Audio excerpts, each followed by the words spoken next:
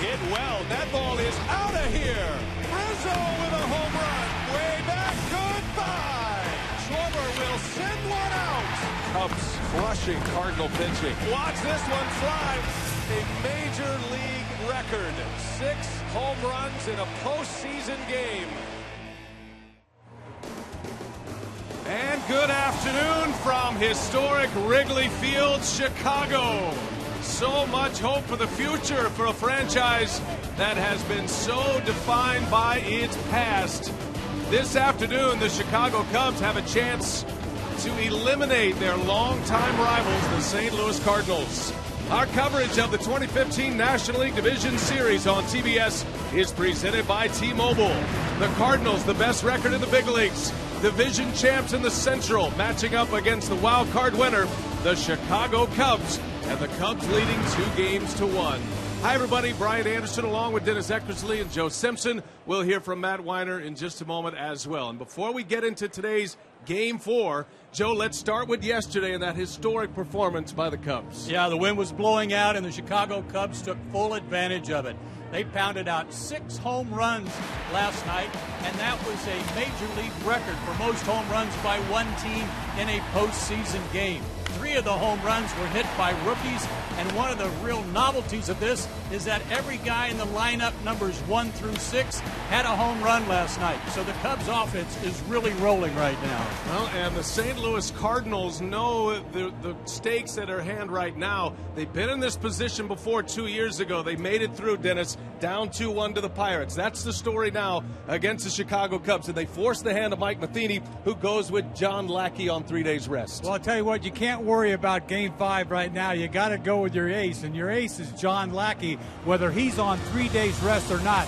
He's been there for the Cardinals all year long. He was there for him in Game 1, where he breezed into the 8th inning, had a no-no going into the 6th. This is the guy that you want on the mound.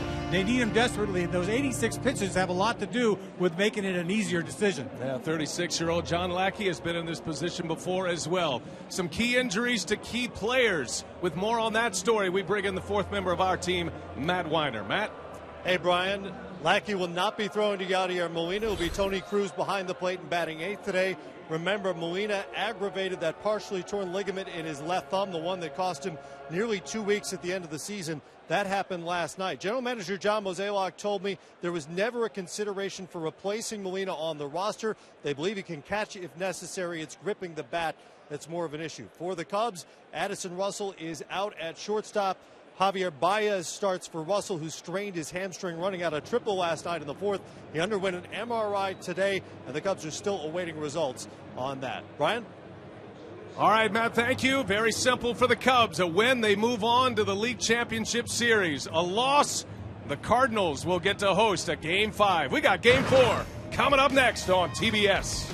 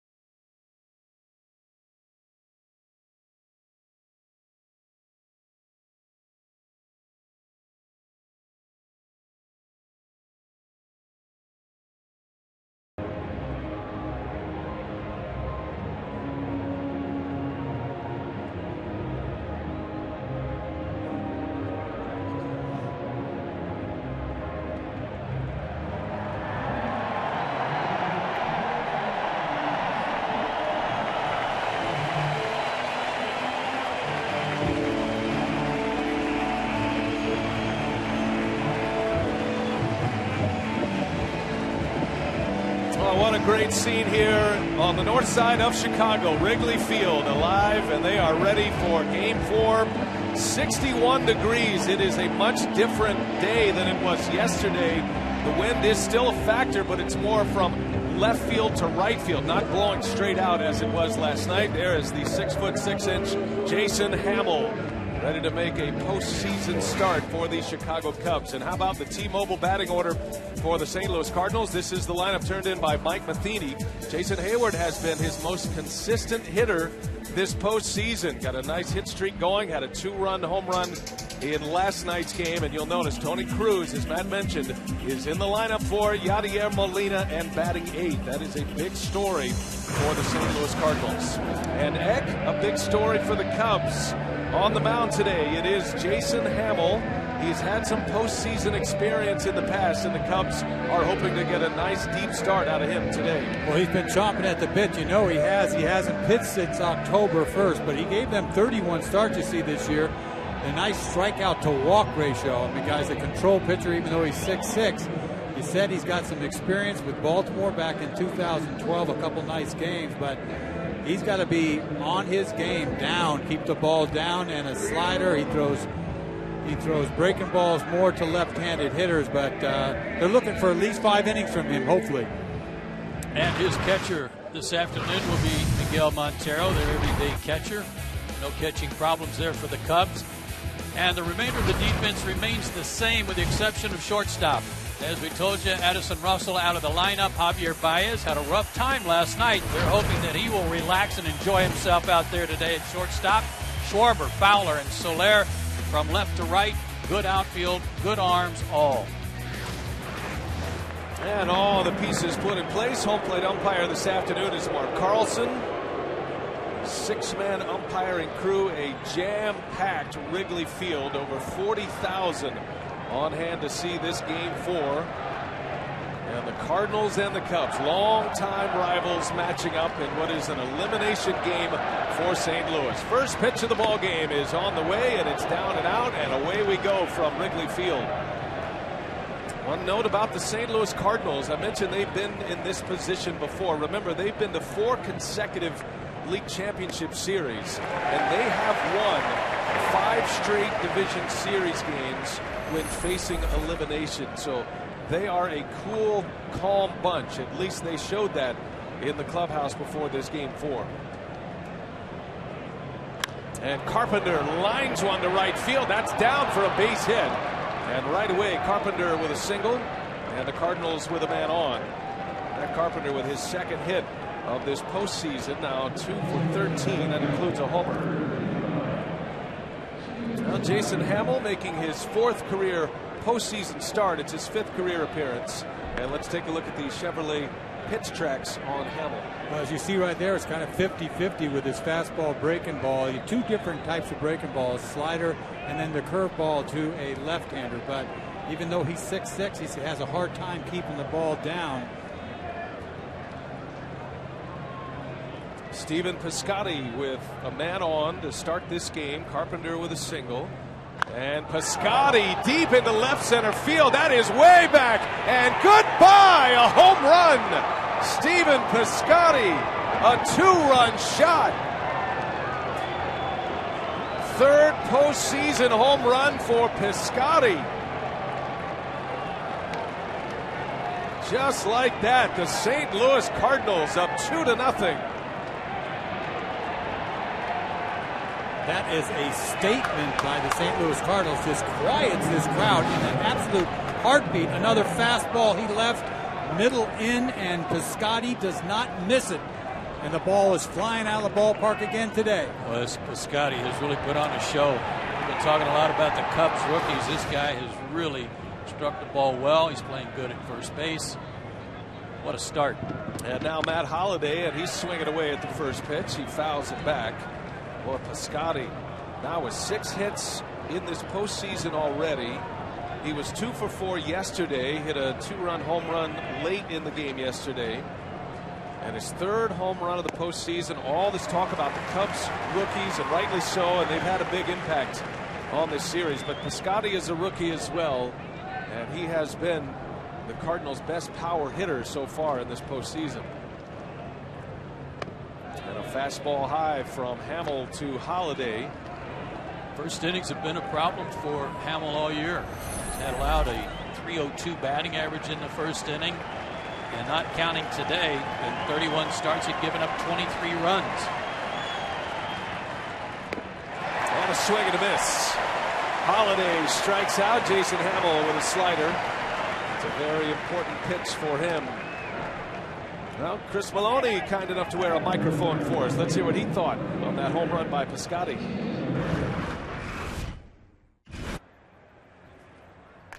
Oh yeah. Go, baby, go, go, go, go, go, go, go, go, go, go, go, boom, attaboy! All right, good call right there. Have to maybe break that one out. Boom. The boomstick. That was a boomstick by Piscotty. And Chris Maloney, longtime Cardinal coach, even through their minor league system. Here's Jason Hayward with one out.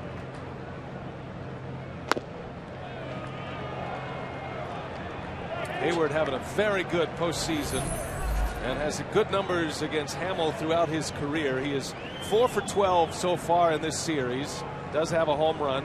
Hit that home run last night. Jake Arrieta. And against Jason Hamill, he is 9 for 18 lifetime. Jason's been hitting the ball the other way. Ball out over the plate. He just murders. Home run and a double the other way last night. And a high fastball misses from Hamill. 4 pitches into this game, Jason Hamill finds himself trailing 2-0. Leadoff single by Carpenter. Stephen Piscotty a 2-run homer if you're just tuning our way.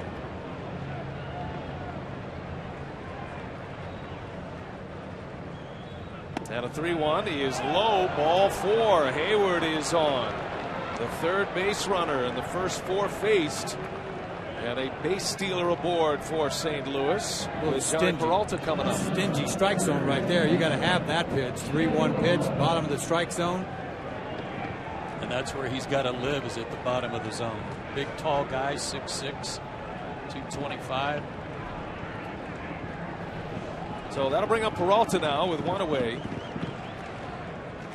Well, let's see if the Cardinals will be aggressive on the base paths. It's not a team that runs a lot, but Hayward is one of those guys that'll run, and Peralta on the ground. Baez, his only play at first base, and his first opportunity.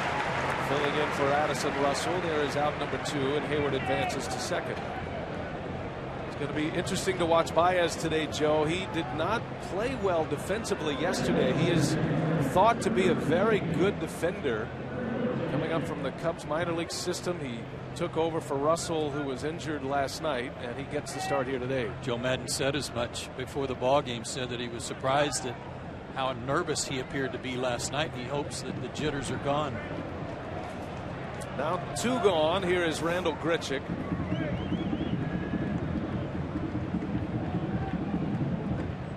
And Grichuk on the first pitch, right off the end of the bat, right to Fowler, and that will retire the side. But the St. Louis Cardinals come out banging quick. 4 pitches into it. A 2-run deficit for Hamill and the Cubs. Stephen Piscotty, his 3rd postseason homer.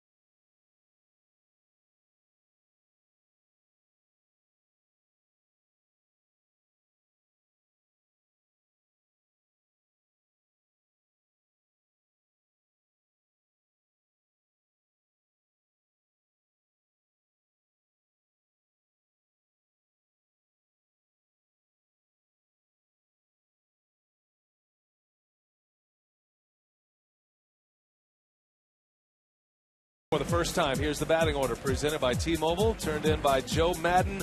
And Chris Bryant, the headliner, had a big day yesterday, including a 2-run home run that gave the Cubs the lead for good in that game. That snapped an 0-for-11 streak after his single yesterday. Had 2 hits in 5 tries. John Lackey is on the mound. Great postseason pedigree. This is his 20th career postseason start. Coming off a dazzling performance in Game 1 against the Cubs, and he's been good against the Cubs all year, especially in that Game 1 appearance. No-hitter he took into the 6th inning. Lackey staked to a 2-0 lead. Dexter Fowler leads off, the switch-hitting center fielder. Fowler 1 for 4 yesterday. He hit a home run. He was the 6th home run of the night for the Cubs last night. Pulled one into right field. History-making night for the Chicago Cubs. No team has ever had 6 home runs in a single postseason game until the Cubs did it last night. And each of their top 6 hitters all had home runs. And Fowler, a high pop-up, shallow right field. Hayward's got a long way in. He'll call it. And he's got it for the first out. Jorge Soler back in the starting lineup once again, and why not? He's been great for Joe Madden. He is in our Playmakers presented by Chrysler. Has a record as well, Major League record for reaching base safely. His first 9 postseason plate appearances. He has 4 hits and 5 walks, and is 4 for 4 in this series against the Cardinals, including another home run last night. And that's exactly what he did the whole last game, is wear out that outside corner with more velocity than he's had all year long. So Soler has that rookie record of 9 in a row. Reggie Jackson has the Major League record of 12 straight plate appearances reaching base. And that same arm angle, Eck. He's dropping down a little bit. And he's found something there, is what he has. A little more velocity, and it's just that much tougher a right-handed hitter. You see the slider right there. But he's feeling good. You talk about a 2-run lead. You walk out to the mound. It's a beautiful thing. He got a 1-run lead in the first inning in St. Louis to work with. It started dealing. And that's all he needed in Game 1. That was a 4-0 shutout win. Lackey combined with Siegrist and Rosenthal in Game 1. And a key act, as you pointed out, just 86 pitches in that Game 1 victory, and only 6 occasions in that game did he actually pitch from the stretch. So that was a pretty easy roll as far as a postseason start goes, as that one misses. 3-2 to count with Soler. And he was already asking Mark Carlson, where was that pitch? Carlson told him it was low. Not so. Full count. Soler with 5 walks in this series already. And a swing and a miss, and down he goes for the first time in the series. Lackey punches him out. 2 up and 2 down. And the streak will end at 9 for Jorge Soler. Chevrolet pitch tracks for Lackey. That fastball includes the 2-seamer, the 4-seamer, and the cut fastball. So there's essentially 3 pitches lumped into that 88% fastball usage. Yeah, if you think you're going to go up there and get a cross-seam fastball 88% of the time, it's not going to happen. Right. 2 men out. Chris Bryant at the plate. 23-year-old rookie. 2 hits yesterday. His first 2 hits of the postseason. Boy, he did find something, though. That's a totally different arm slot. He's complaining again, wanting to know if that one was up. He was using his hand to ask Mark Carlson, was that one upstairs? Lackey, one of the more vocal pitchers. He had a matchup with John Lester in Game 1, and those two never afraid to bark at an umpire as Bryant pulls one foul out ahead of a breaking ball. You know, they talk about 3 days rest. I don't think this has anything to do with it as far as Lackey's concerned. You just throw it out the window. He's only started twice in the last 16 days. With about 145 pitches. We talked about the 86 last time out, but the 3 days rest thing in the postseason, that was back in what, 2002. I mean, that's like history. He said throw all that out the window. It's the postseason. Doesn't matter. And Bryant, a swing and a miss, and John Lackey with a good start. Cardinals get him 2 in the top of the first, and a 3 up, 3 down, bottom of the first.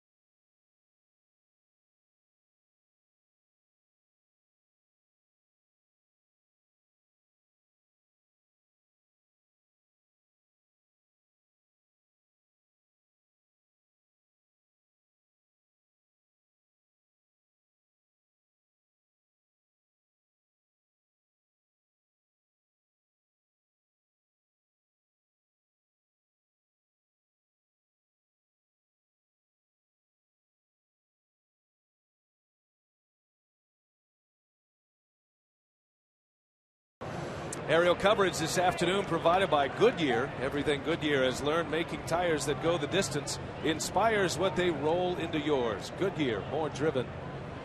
It's a beautiful, sunny, cool October day in Chicago, Illinois.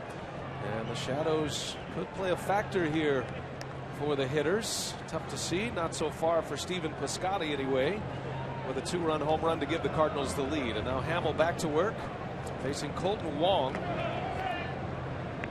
Wong, Cruz, and Lackey, bottom of the order coming up for St. Louis.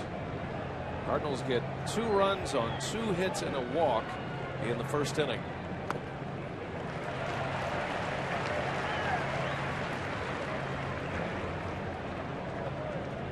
.33-year-old Jason Hamill, first of a 2-year deal with the Cubs. He was with Chicago last year.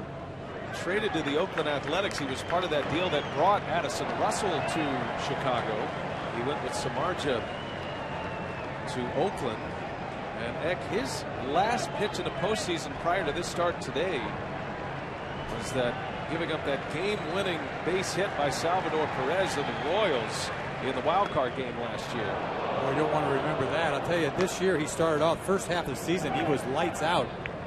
Second half has been a different story. Wasn't quite sure if he was going to start that second game or not. They went with Hendricks. And Wong in the air to left field, slicing. Schwarber is there for the out. One way for Hamill in the second inning. He's a guy that has some interesting numbers in that he averages over 9 strikeouts per 9 innings, 2 walks per 9 innings. That's not much, but here's what you're talking about, Dennis. Excellent first half, 2.86 ERA, and almost a double ERA of that in the second half. I know he pulled a leg muscle early, June or July. I think that had a lot to do with the second half. Yeah, that was a start actually here at Wrigley against the Cardinals. He lasted just 1 inning on July 8th and a left hamstring injury, and his season really never got started again after that. First pitch to Tony Cruz is up and in. A lot of focus on the Cardinal catcher here this afternoon. Cruz in there for Yadier Molina. The Cardinals will not DL Molina. He's still available to catch, but swinging the bat has been the problem for him. And Mike Matheny's hoping a Cardinal victory today will buy him a day off tomorrow, and then you could see Molina back in there for Game 5. Well, if it was that bad, they would have replaced him, right? Because you got to have another catcher, so obviously he can catch. And defensive swing by Tony Cruz, and Hamill ahead of the count, 1-2, and already bullpen activity for Joe Madden and the Cubs. That is Justin Grimm out there. And will be a quick hook for Joe Madden. As he says, I use more of the eyeball test than anything else. He must not like what he sees from Hamill so far. 1-2 pitch. Cruz fouls it back. One thing Joe talked to us about before the game about Hamill, and he's known Hamill for a long time. He actually brought Hamill to the major leagues back in '06 with the Tampa Bay Rays, then known as the Devil Rays. But when that sinker, when it's up, he's in trouble. He's got to bury the ball down in the strike zone. I'll tell you what, it's hard to unravel when you're 6'6". You got to be pretty perfect to put that ball in the outside corner. And a swing and a miss. So Hamill with a strikeout at Cruz. 2 up and 2 down here in the second inning. Second strikeout for Hamill. Hey, a reminder, you can follow every pitch of the postseason with MLB.com at bat, the #1 app for live baseball. Stay connected with highlights, replay reviews, scores, pitch tracking, live radio broadcast, and more. You can download the At Bat app today. Great crowd. They were loud before this game started, and they were loud up until Stephen Piscotty's 2-run homer. And now settling in just a bit as Hamill faces his mound opponent, John Lackey, who was 0 for 2. And that's a broken bat, but that's going to fall into center field, a base hit. So Lackey with a 2-out single, and the Cardinal pitcher with a base hit. Ball not hit very hard. You see the ball still middle. The ball looked like a little cutter or something, but end of the bat dunks it into center field. Splintered it lengthwise. The Cubs have done a real good job up into this game of keeping Carpenter off the bases. He's had a great year. He's had great on-base percentage when he's been in the leadoff spot, but only 2 hits so far in the series until the start of this game, and he leads off with a single and kind of gets the motor running for the St. Louis Ball Club. Carpenter had a leadoff home run in Game 1. That's just his second hit there, that single that he had in the first inning. Carpenter had a terrific season. Matter of fact, his on-base percentage, Joe, you mentioned it, 389 for the regular season. So that 389 on-base percentage out of the leadoff spot was the best in the National League this year. They tried Hayward a little bit in the leadoff spot. Wong was in there a bit, but Matheny has settled on Carpenter, and he gives them not only great on-base percentage, but some pop as well. He led the Cardinals in homers this season.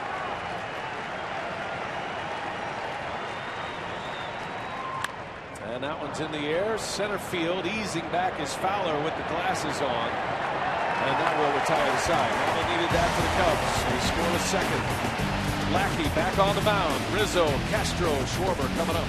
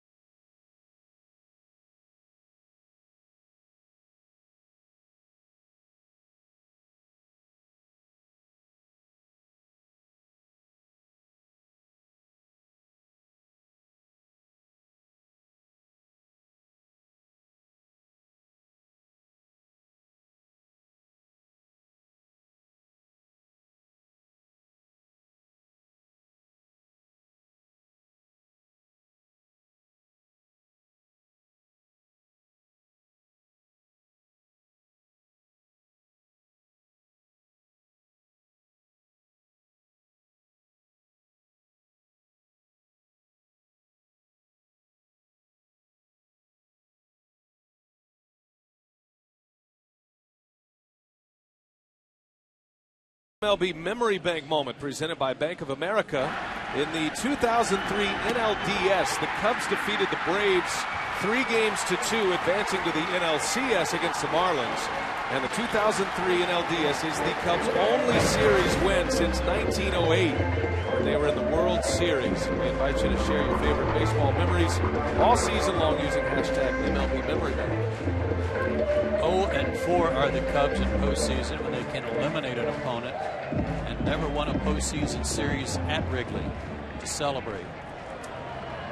There's a lot of history against, and for the St. Louis Cardinals there is a lot of history for, including their record in elimination games over the years, which is 10 games over 500, 26-16, as Lackey gets Rizzo to swing and miss.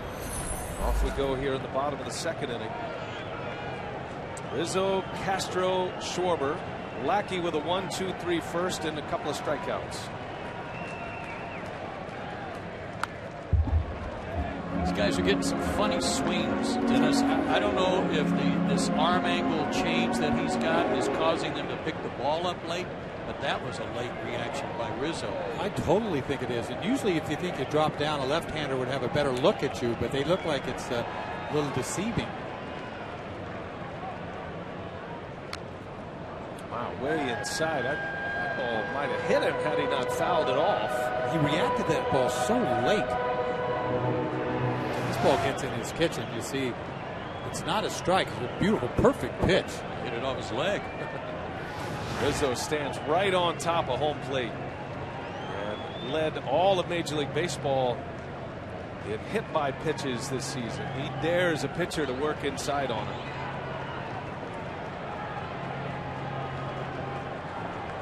He's more off the plate right now than he normally is. Almost he backed up a couple inches. Lackey misses inside. Rizzo was hit 31 times during the regular season. That set a franchise record.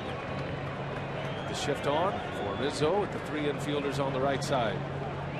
And notice they moved Carpenter over there on the right side, who's played a lot of second base in his career. They keep Peralta in his normal position at short. And a ground ball that way. There's nobody home. That'll be an easy base hit for Anthony Rizzo, defying the shift. And Rizzo is aboard with his second hit of the postseason. It's a lead single in the second inning. 2-strike base hit. You get it any way you can. Goes to chopping wood kind of late. Nobody home. Big chopper right there. Peralta over to third base position. Meanwhile, Rizzo does a nice piece of work with a 2-strike pitch. Fan favorite walk-up music for Starlin Castro. They're all into it.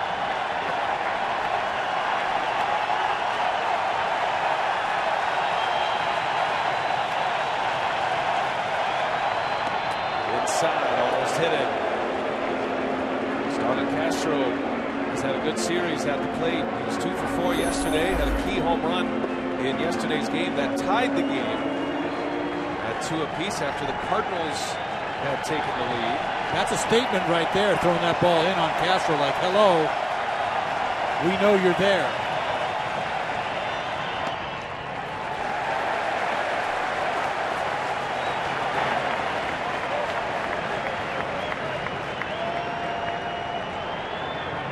Yesterday, the Cardinals scored 2 runs in the top of the 4th inning off Arrieta, took a lead, and then Castro against Michael Wacha hammered one into the bleachers in left center to tie it.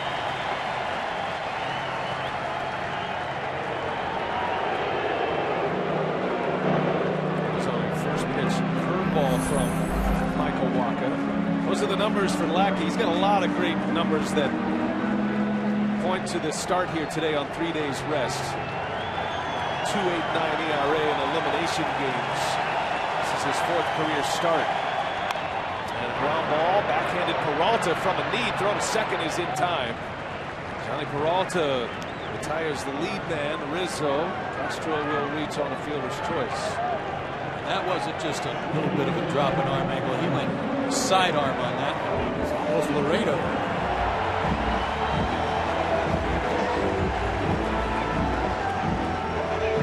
There's nothing hasn't seen or done in the postseason. He's 36 years old, 13 years in the big leagues. He's been here before. It's been a decade since his last postseason start on 3 days rest. Got to go back to the 05 division series. He was pitching for the Angels then in a game against the Yankees. As Kyle Schwarber takes a strike. First time around the order, he throws a lot of fastballs. That's what he does. He'll change it up second time around, but I'd be proud of that 93, 94.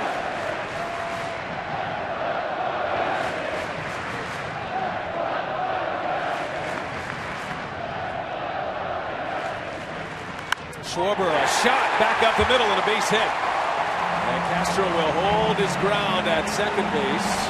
Kyle Schwarber just keeps on hitting. That's his 4th hit of the postseason. He has started in all but one of the games. And he was one of the 6 with a home run last night. Schwarber gets a fastball right down the middle. That's a beautiful swing. And they were set up away again. They got the call on the first pitch away. They went to the same spot, but he missed his spot. This is some kind of good-looking young hitter. He was in last year's draft out of Indiana. The Cream and Crimson to the big leagues and now into the postseason just a little over a year later. Lackey facing Miguel Montero. Montero still looking for his first hit of this postseason. He is 0 for 6. Had back-to-back starts. Their bullpen's going to get busy, Brian, because Hamill is on deck. If they've got something going here offensively, they may hit for him right here. Oh, absolutely. I saw Justin Grimm getting loose in the second inning with Hamill on the mound. So I guess if you're Jason Hamill at this point, you're rooting for a 3-run homer. Yes. That might be the only way you stay in the game. Yeah. You're always rooting for a 3-run homer. Despite all those home runs they hit last night, the Cubs are just 2 for 16 with runners in scoring position in the series. 2 on, 1 away. An infield hit and a line drive single in this inning against Lackey. Montero's got plenty of pop in his bat and a swing and a miss. So he came paused for just a fraction of a second that time. Timing different, throws a breaking ball. He's tricky out there. Yes, he is. Smart guy. Again, knows what he's doing. When you've got fastball command, which he typically has, makes for a long day for the hitters.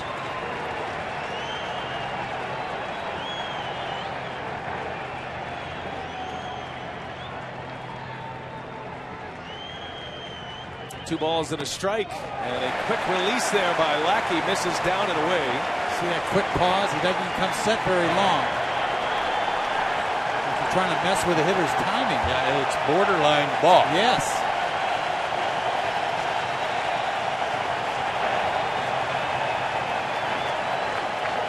Big moment early.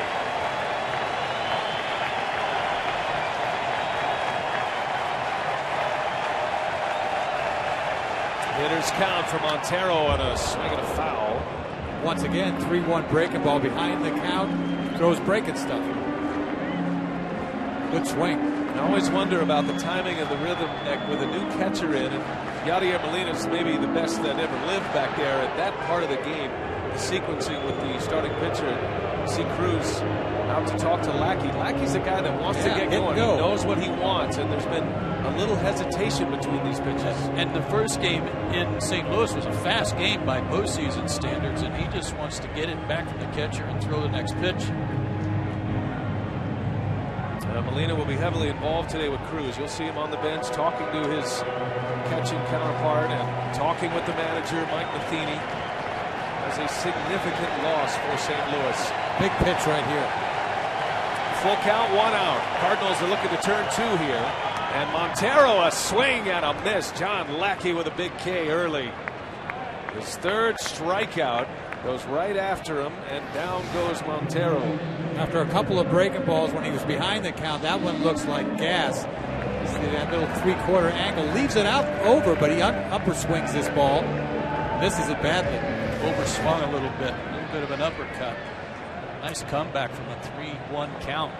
And the first decision for Joe Madden is a no decision. He is going to allow Hamill to stay in and bat. And Hamill off the end of the bat and a base hit. Into center field it goes. And this will bring a run home. Castro scores as Jason Hamill delivers. And the Cubs are on the board. Well, Hamill's burned him. I tell you, he burned him on that. I think he threw him a little cutter. That wasn't a fastball, a little cutter. Lackey's beside himself. Oh, just yeah. furious behind the plate, backing up.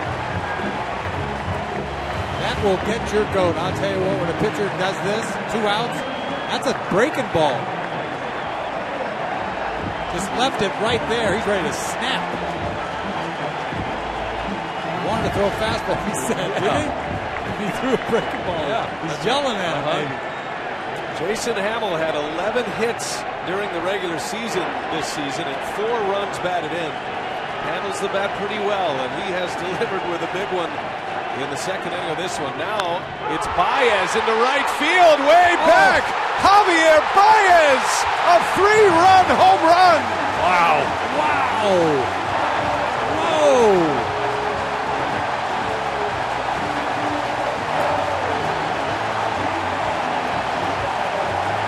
Hamill got his 3-run home run.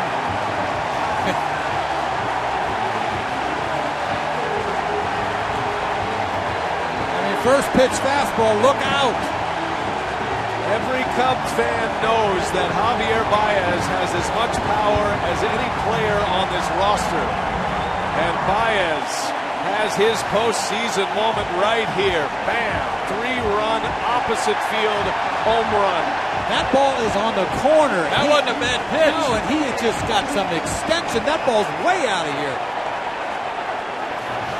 For what a lightning bolt for the Cubs. First, the Hamill base hit, which was a shocker. And they didn't pinch hit for him. It's crazy. All smiles. Javier Baez getting the start today for Addison Russell. Wastes no time. Jumps on Lackey quickly, and the Cubs lead 4-2. I thought when that ball sailed out of here, I thought, you know what, maybe Lackey's emotions got the best of him and he made a bad pitch. But he didn't make a bad pitch. The ball was coming back a little bit, tailing back to the plate, but it was away. He punched out Montero on a fastball. 2 pitches later, there's 4 runs. Yeah. And he's going to lament that base hit by Hamill like crazy. Cubs push Baez out for a curtain call here at Wrigley Field. Yes, it is happening. That was something. Here's Dexter Fowler, and Lackey misses. 1 ball, 2 strikes. That is stunning. You know, that's a number 9 hitter. Going yard right there.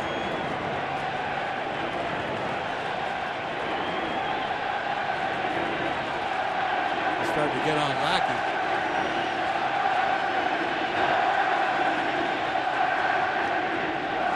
2-2. Lackey wanted that call. Lackey's got steam coming out of his ears right now. Well, you might want to take down the Gatorade water coolers in that dugout. 2-2 on the way. Fowler a swing and a miss, and Lackey strikes him out and is snorting all the way to the dugout. What an inning. 2-out rally to the max. Jason Hamill with an RBI single. Javier Baez, 3-run jack. Cubs lead.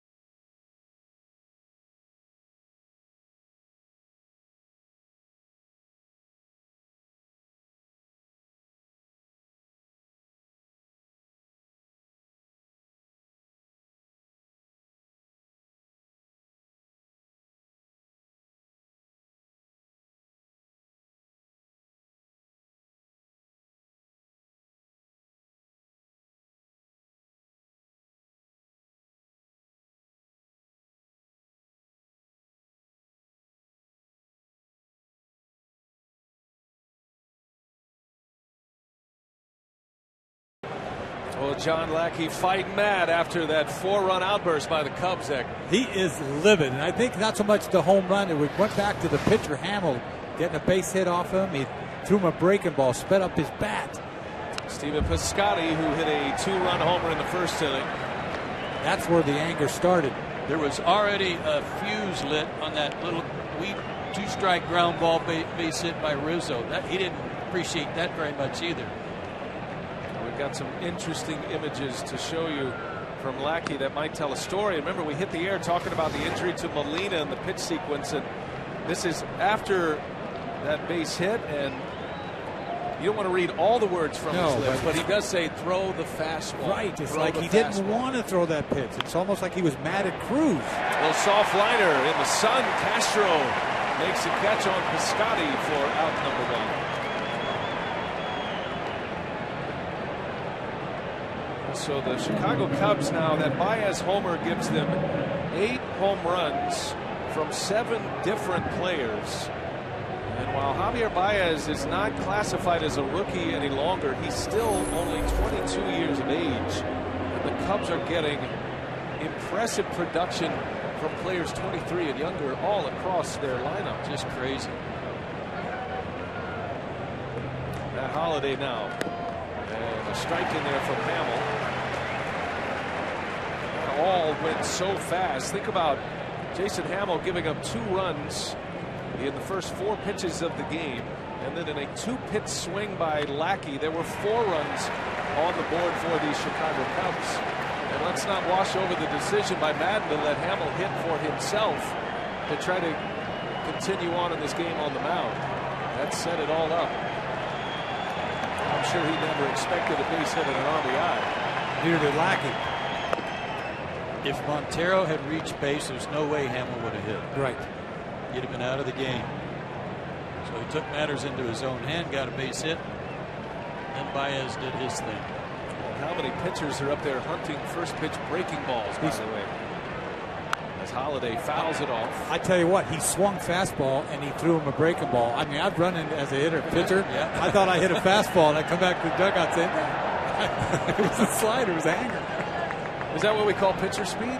Yes, exactly. Pitcher's bat speed. Holliday up there with 1 away. He was a strikeout victim in the first. And in the air to right field. Soler, that's a tough sun field today. Sunglasses on. Soler's got it for the out. The wind's not as big a factor as it was last night, but that's the direction that balls will be helped today. It's kind of blowing across from foul pole, the left field pole to the right field pole. And I'm not sure that Baez's ball was wind aided. It was a rocket. And as the sun sets beyond the third base grandstand, it sets right on the right fielder. So those right fielders are going to need a lot of help today, especially in the next hour or so. Jason Hayward batting with 2 outs. Day baseball at Wrigley. Day postseason baseball at Wrigley is even more special. Still activity in the bullpen. Madden is not going to let this lead slip away easily. Justin Grin continues to throw. He's got a couple innings down there already. And a 2-0 to Hayward is in there for a strike. Jason's really swinging the bat well. We talked about it his first time up today. Drew a walk. But he is squaring up everything, especially anything middle away. Stands way off the plate. And Hamill crowds him. That's inside. Looks like a hitter-friendly strike zone to start. Home-plate umpire Mark Carlson. Hamill is a pitcher who relies on the edges, much like Lackey. And a swing and a foul. Good hack by Hayward, but he was under it. And it's 3-2 now. Doesn't happen very often. You're on the mound. You got sun in your eyes. You're the only person with sun in your eyes.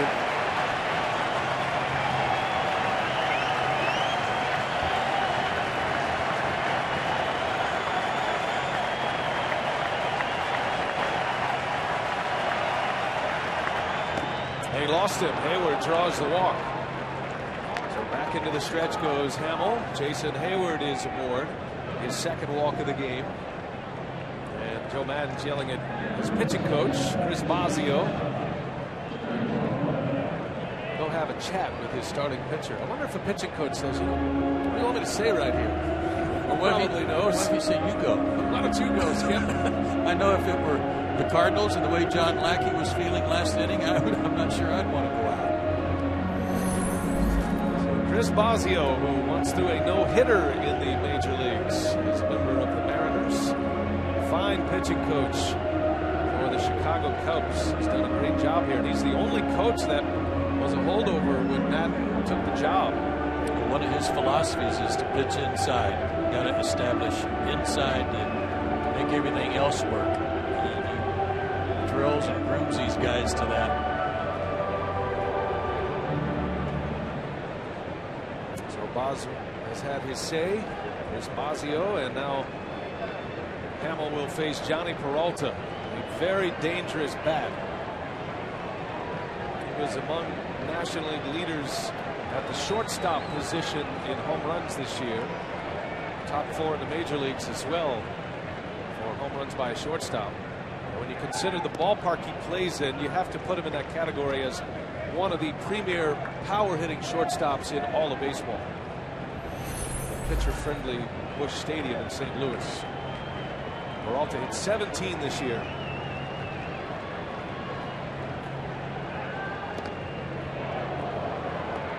Hit that big double off of Arrieta last night on a breaking ball. The hanger. Almost hit it out of there. Had a little top spin on it. Hit the wall. Yeah, he's behind in the count. I think. Two. Yeah, he was cutting down on it a little bit. That may have been why he was out in front. Topped it. 2 outs, Cardinal half of the 3rd inning. After the Cubs just scored 4. All 4 coming with 2 outs. In the bottom of the 2nd inning. Hamill's thrown a lot of bad breaking balls this inning. With 3 spinners he threw to Hayward in that at bat. And then you see one right there.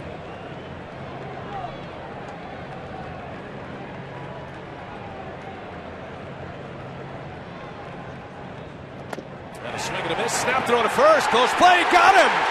Hayward is out. Montero cuts him down. And the inning ends at first base. The Cubs catch it with a pickoff. Jason Hayward out at first. And the Cardinals are retired in the 3rd.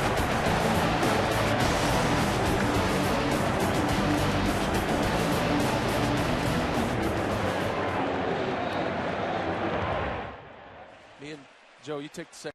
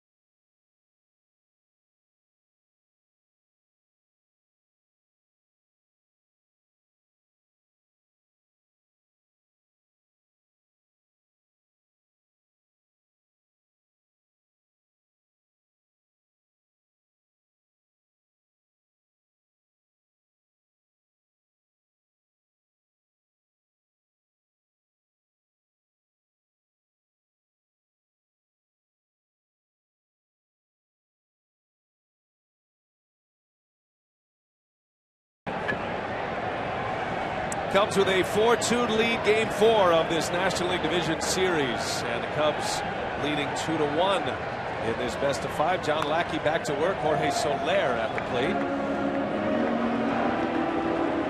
Soler leads off. He'll be followed by Bryant then Rizzo. A pickoff to end the top of the 3rd inning. Jason Hayward cut down by Miguel Montero.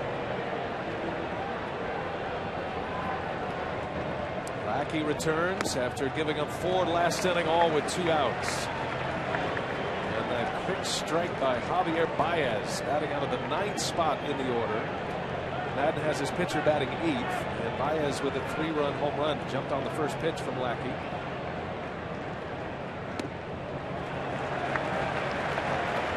Soler has been very impressive with his command of the strike zone in this postseason. He has 5 walks already. Lackey did strike him out in the 1st inning. Got him to chase one.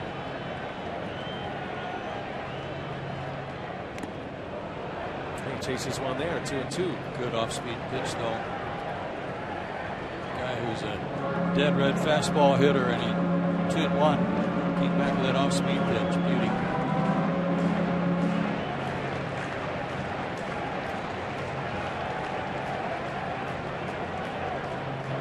And now home plate umpire Mark Carlson is on his way out. I think somebody from the Cubs dugout is asking to see the ball. Lackey very calmly shows it to him. A little gamesmanship, perhaps.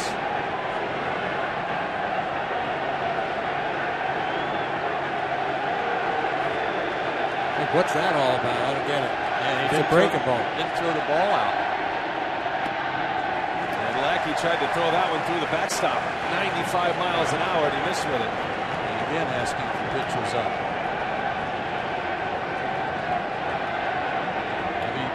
Just trying to get under his skin a little bit. Madden knows it well. Those two go way back. They were together that 0-2 World Series winning team with the Angels.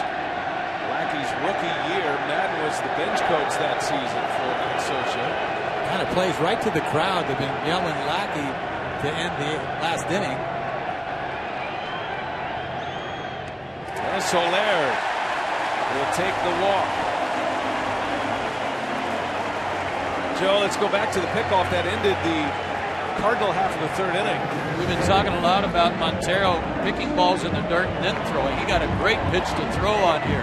And one of the things about this play, great throw, number 1, but a left-handed first baseman who all he's got to do is just drop the glove right there on Jason Hayward for the out. If it's a right-handed first baseman, he may have to catch the ball and then reach back for the tag.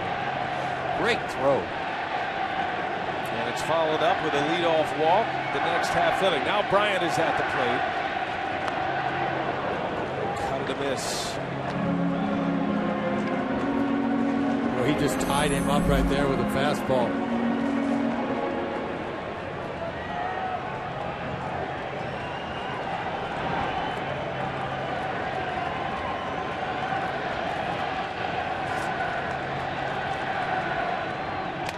On the ground. Carpenter, second base, out there, throw to first, and it's in time, a double play. John Lackey gets one around the horn, 5-4-3. Between innings, we had a chance to visit with Cardinal manager Mike Matheny. Watching John Lackey and no Yadier Molina today, what's the organization from the signals and the rhythm between catcher and pitcher, in your point? Well, Tony Cruz does a great job of figuring out the plan, and he and Yadi spend a lot of time talking about each individual pitcher and what they're going to need. So it's not necessarily an issue of communication there. You have an infield single that gets things started, and then a ball up and away that ends up costing him with a home run. Mike, this is Joe. If needed, is your bullpen all ready today? Yeah, everybody available? We're locked and loaded. Overall, John's making some really good pitches, though. You got a pitcher, a slider up to the pitcher, cost him a run. Once again, not a lot of mistakes, but the ones that he's made so far, they've really made him pay. And our thanks to Mike Matheny. What's your assessment of those comments, Ed? I think it's perfect. He defends the pitcher, infield hit, makes a bad mistake to the pitcher with a slider, and then a ball out of the ballpark, up out over the plate. I mean, my goodness. It happened so quickly. But he is throwing the ball good. I mean, I think he's throwing the ball as good as we've seen him in last time out. Good life on it. Locating it. Just got a double play off the bat of Chris Bryant, so he faces Rizzo here with the bases empty.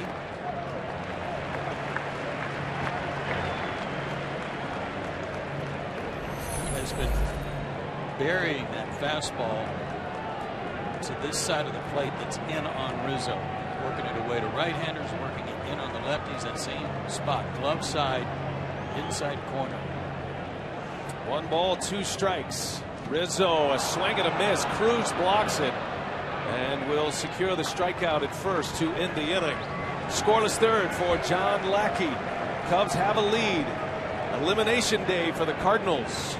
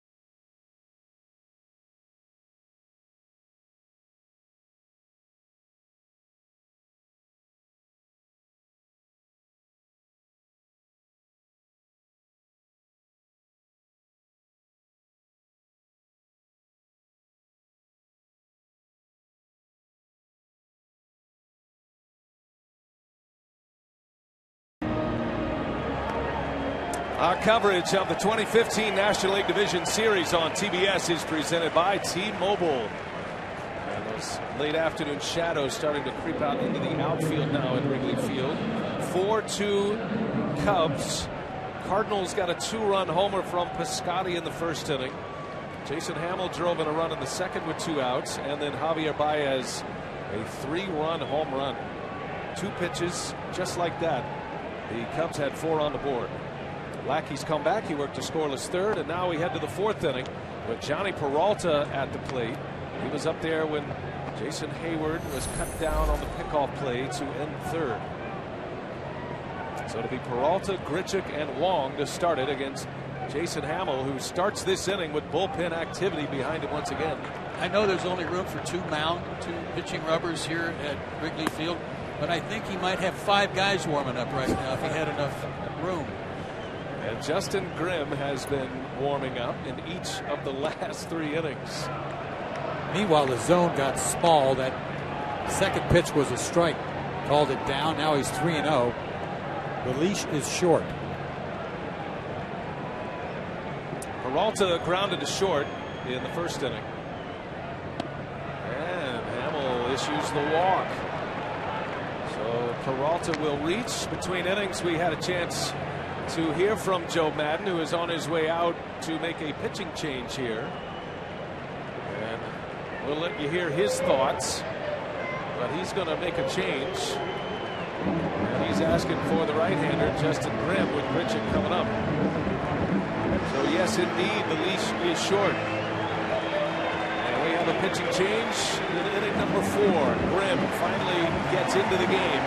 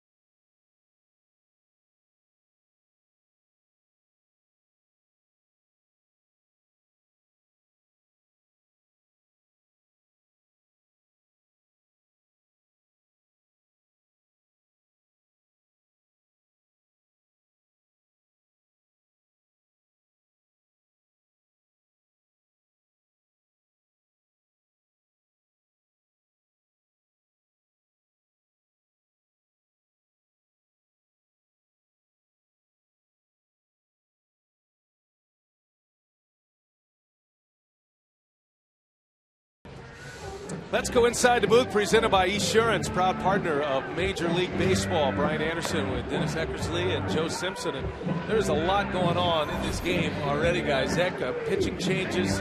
It's just 3+ for Jason Hamill in this one. You know, everything happened so fast. You talk about Hamill, 4 pitches in, 2-0, and then back to Lackey. In a matter of 2 pitches, he gave up 4 runs, you know, 1 being hit to the pitcher. That was pretty much what I was going to say, but this whole series has been that way. It's been quick strike. Things happen on the first pitch to a batter, first pitch of an inning. There have been just lightning bolts hit. So it will be Justin Grimm, who emerged as a late inning reliever for the Cubs this season, and here he is working in the 4th. So he becomes the get out of trouble early guy for Joe Madden here in game 4. 62 appearances during the regular season. He's got Randall Grichuk at the plate, and strike 1 in there. First appearance for Grimm in this series. He was more of a go-to guy for Madden earlier in the season. I mean, most of the season up until the last month.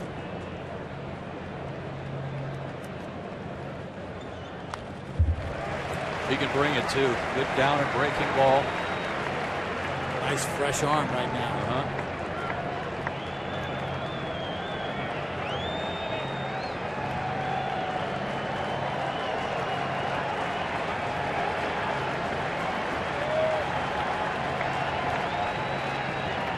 Grichuk flew out to center to end the first inning. 0-2 is the count. Grimm deals outside.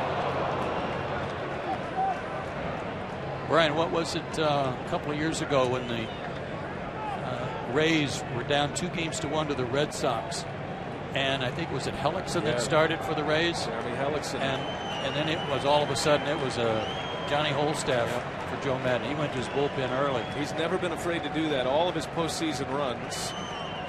As Grichuk on the ground, third base, and Bryant drops the baseball. Trying to make a throw too fast. And Bryant with a boot here. 2 on with nobody out. They certainly would have gotten the lead out at second. Unlikely they would have been able to turn 2 with Grichuk's speed, but there was certainly an out there for him. If weak contact, you get a ground ball, at least you're going to get a force out. I think he looked up a little bit, trying to throw the ball to second base. Just absolutely muffed this ball. Cardinals had more come from behind wins than anybody in the National League, 44 of them. So an error here sets up first and second with nobody out for Colton Wong, who shows bunt. And able to take a ball. Did he go? They said he did not. Wong did not bunt through it, according to the third base umpire on the appeal. 1 ball, no strikes on Colton Wong. He And don't forget that last night, despite the 6 home runs by the Cubs, the Cardinals got within 2 in the 9th inning and had the middle of their order up. Wong not bunting this time, takes a strike. And on the outer edge, 1-1 the count. Jose Oquendo, the Cardinal third base coach, going through the signs. They're giving up an out to get to the bottom of the order. You got somebody warming up the bullpen, Wainwright. Now Wong is the 7th place hitter in this Cardinals lineup, and he swings and fouls it away. You start to look at the construction of the Cardinals batting order, Joe, and you figure Wong is there. Matheny said as much because of the power potential, the extra base hit potential with Cruz and Lackey hitting 8th and 9th. And with Cruz's numbers, it's a soft bottom of their order. 2 on, nobody out. And a swing and a miss. Justin Grimm strikes him out for the first out of the 4th inning. A lot has transpired, but between innings, we had a chance to catch up with Joe Madden, the Cubs skipper. Well, Joe, you've been a big fan of Javier Baez. Talk us through that at-bat last time up. Very well struck. I mean, listen, he has that kind of power to all fields. You saw it to the right side right there. He's an outstanding infielder, too. He had a little bit of a tough night last night, but this kid's going to be a well above average infielder with that kind of power. Yeah, Joe, this is I was wondering if Montero walks right there, bases loaded, you pinch it for Hamill? Yeah, we had somebody ready in that particular moment. Once it got to be 2 outs, 1st and 2nd, I just stayed with Hammer. Hammer does, like you saw, he could hit the ball a little bit, but I thought the chances were less right there, so I let him hit. And our thanks to Joe Madden. Managers defined by their decisions in the postseason. Madden has never been afraid to pull the trigger or not pull the trigger on various moves. And a swing and a miss. Tony Cruz. Oh, that's some hair right there, isn't it? 96. It's hopping. It's hopping. Had a little life to it. He's got that breaking ball, like I said, that is a bit of a downer. That's what he got Wong on. Now Justin Grimm, a strikeout for his first out in relief of Hamill. Mike Matheny's got the wheels in motion here in the 4th inning as well. And Cruz upstairs on a 96-mile-an-hour fastball that's 0-2. Adam Wainwright is in the bullpen. Lackey's spot is due next, and Matheny has Tommy Pham on deck. Look, it's obvious that the Cardinals need Cruz to catch the ball. They need him to call a good game, be a good receiver. They don't expect a lot of offense, but it's times like these when you've got a guy in runner in scoring position, they sure could use a base hit out of him. 2 on, nobody out. Grimm has him down 0-2, and Cruz takes a ball. Fastball again. That was his best bullet yet at 97. I'll tell you what, this has been a tight zone. I mean, I want everything. I know that ball's borderline. I got to have that. I think it nicks the corner. Yeah. Graham open for the double play that would end the inning here.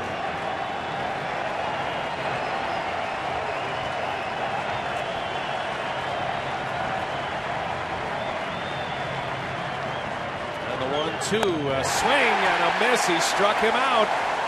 He kept it upstairs. Another fastball, back-to-back Ks for Justin Grimm. 2 outs here in the 4th. I know he's got a breaking ball that could induce a double play, but right now he's just letting it go. You got a guy like Cruz that's swinging through it so late. Why give him a chance with anything else? He should be out of this inning. And now Chris Basio's on his way out. This might be just a scouting report visit for Basio, as Tommy Pham has been announced as the pinch hitter. So that's the end of the day for John Lackey.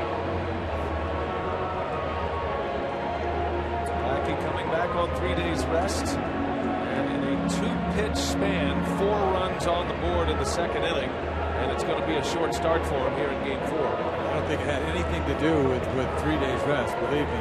No, I don't either.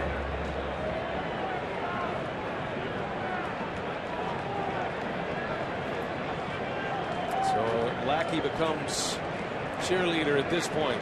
Tommy Pham has had a pinch hit moment already in this series. Pinch hit home run in the 8th inning of Game 1, and that Lackey start gave the Cardinals a 2-0 lead. 2 outs, 2 on for St. Louis.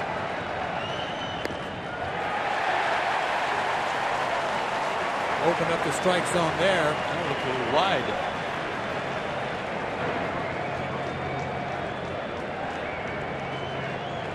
Inning started with a walk to Peralta.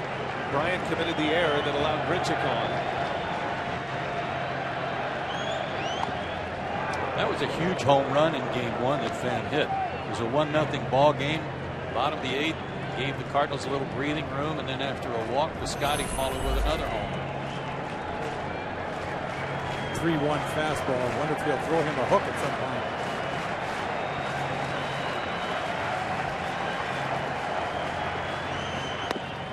And a strike. Ooh, what a high strike.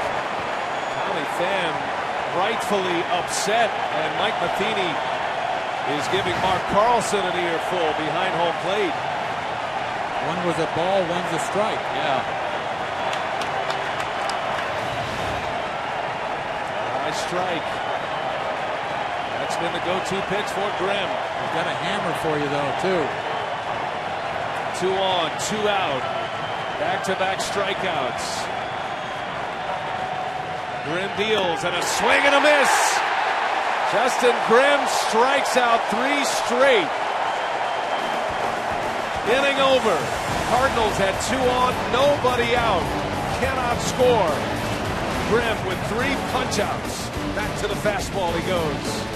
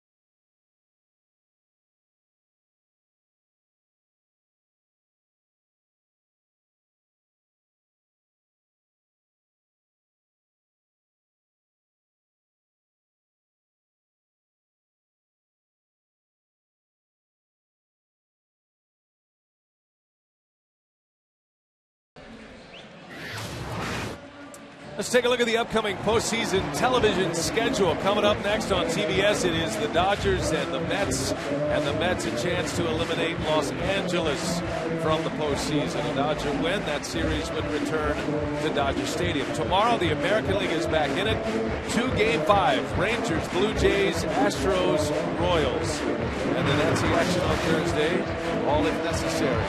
Adam Wainwright is on the mound. He's pitching in his 3rd consecutive game of this National League Division Series. He's gone an inning and 2/3 in the first 2, and he'll take over for John Lackey. And this is the first time he's worked in back-to-back days since he came back.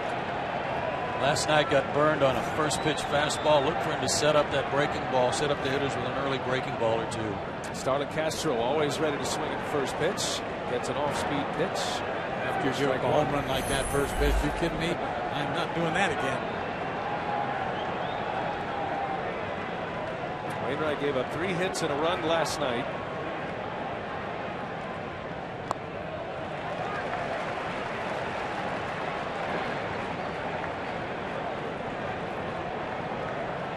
Wainwright with that Achilles injury in late April. Now the long road back after Achilles surgery. His repertoire, courtesy of Chevrolet, and that breaking ball is one of the best in all of Major League Baseball.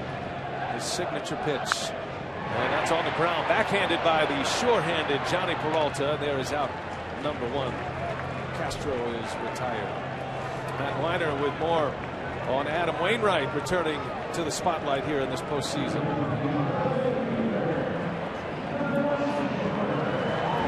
He ruptured that Achilles back in April.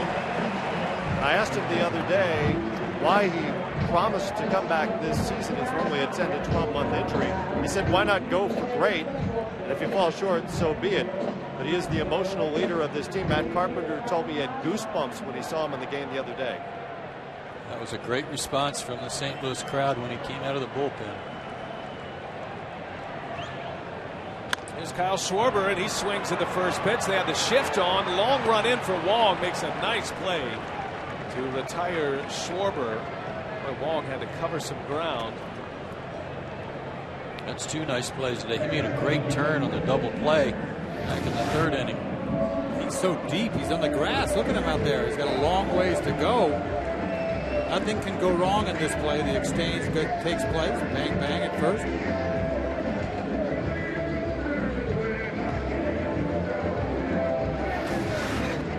That's the guy you're used to seeing play second base for the Cardinals, not the guy that was bobbling those balls earlier in this series.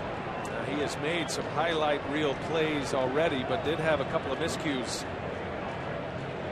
in that Game 2 Cardinal loss. Cubs scoring 5 runs in the 2nd inning of that game. So here is Montero. He's still hitless in the series, but had a pickoff a moment ago. He's made his presence felt defensively. Montero now 0 for 7 thus far. There's a shot back up the middle. Peralta ranging over. He's got it. And a low throw dug out by Piscotty. Adam Wainwright comes out for a 6-pitch inning. 3 up, 3 down. The Cubs go in order. We go to the 5th.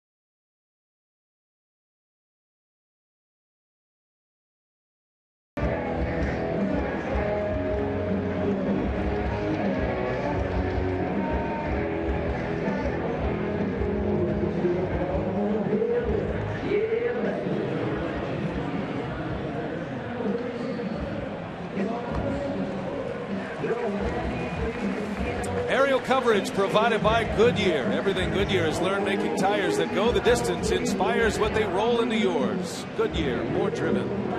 What a beautiful night it is. Tuesday night, Chicago, Illinois on the north side. A big ball game here at Wrigley Field tonight. The Cubs leading 2-1 in this series. Such great history here, but such a great future as well. The Cubs are 0-4 all time at Wrigley Field in the postseason when they can eliminate an opponent. So this would be a first if they beat the Cardinals. If the Cardinals win, this goes back to St. Louis for a Game 5. See Travis Wood, the new hurler for Chicago. And he'll face Matt Carpenter to start the inning. Strike one.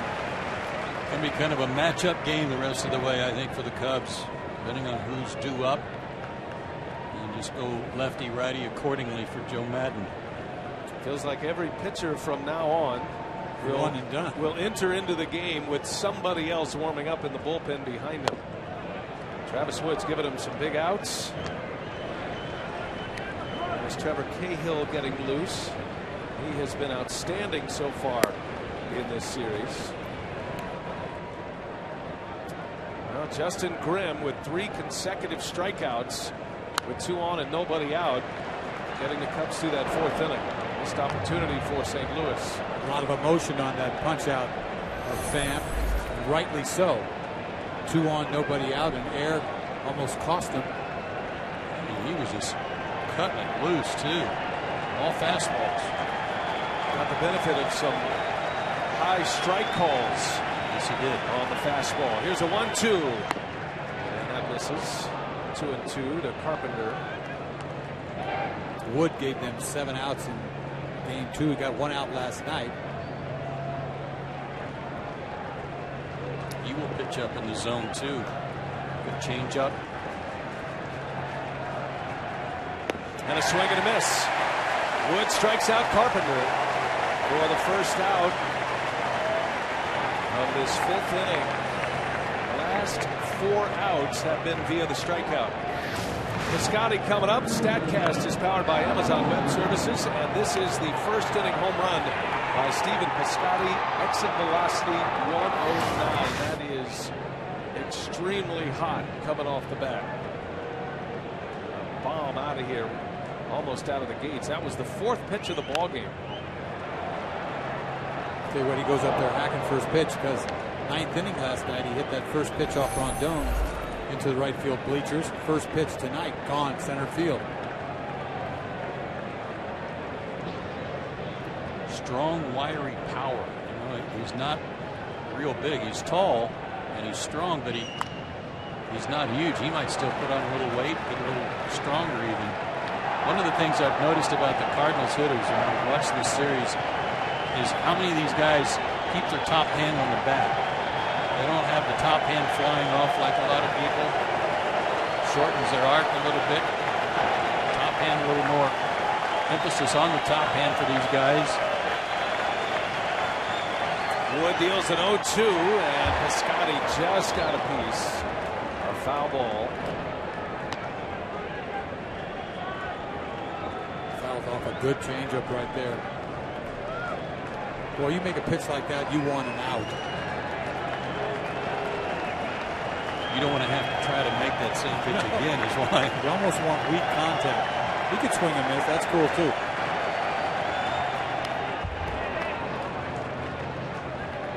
Now the series being defined by the play of the rookies thus far. The Cubs rookies grabbing a lot of the headlines, but the Cardinal rookies, specifically Piscotty and Tommy Pham, have had their moments as well. As a matter of fact, Piscotty joins Charlie Keller of the '39 Yankees. He's the only rookie with 3 homers in his first 4 postseason games. Got a piece of another one, just barely. But he's staying alive in an 0-2 count. And to think about how he withstood that collision in left field in Pittsburgh just about 10 days ago or so. Got knocked down last night, down by the Cardinals bullpen when Wong took his legs out from under him. He's been through the mill physically, and he's still pulling. Another 0-2 in the air, slicing, headed toward the seats. And Piscotty once again fighting off an 0-2 pitch. The Stanford Cardinal to the St. Louis Cardinals. Stephen Piscotty. He was a first-round draft pick. It looked like his career was stalling a little bit. Made it to AAA last season. That's his chance in the big leagues this season with the injuries to Adams and Holiday, and he has made the most of it. Another 0-2, and down he goes. That's a changeup from Wood. And a strikeout on Piscotty. Back-to-back Ks. The secret is to throw the ball in the dirt. You can't hit that one. See that three-finger grip, little turn me over changeup. Nasty. Beauty. 6 foul balls to start the at-bat, and then a swing and a miss and a changeup to end it. And the last 5 outs for the Cardinal hitters have resulted in strikeouts. And Matt Holliday takes a ball inside.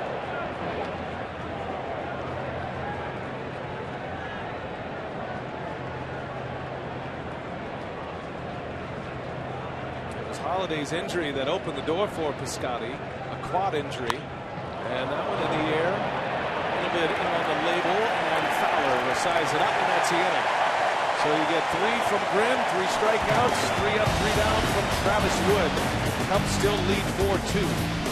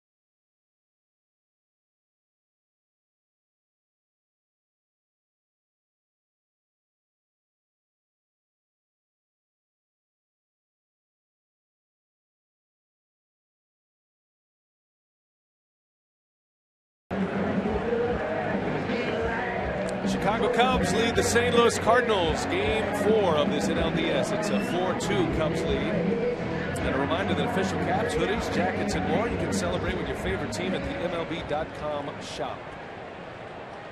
Jam-packed house here at Wrigley Field.